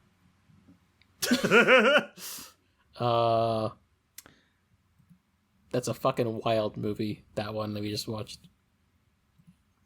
What happens when no money? Mm-hmm. Anyway, Brad. Yeah, you can find me on Blue Sky at Be Invoked. That's BEINVOKED. Also on YouTube, and it sounds like we're gonna do more Tales of the Abyss. Yeah, we'll see when. I still need to week. the finish line is in sight. I just need to actually do all the finishing. You know what other finish line is in sight? Nimmy finishing Elden Ring. Yeah. Well, that makes one of us, right? The finish line is kind of. I'm just. I every now and again I do look at her progress through the game. I'm like, oh damn. Oh damn. That's Sometimes you just decide to no life a video game. That's just how it goes. Yeah. She was talking about how like she feels bad. She assumes that there's people who are like, not Elden Ring again. Yeah. Listen, sometimes you get really into something. Sometimes you get into like a 3-star game, kind of mid From Software video game. It happens. It was a fantastic video game. It's so all good right. that I'm like, I don't want it to end, and I stopped playing it. Oh yeah, you're like my mum with Poirot. My mum has yet to watch the final Poirot because she's like, no, it's too sad.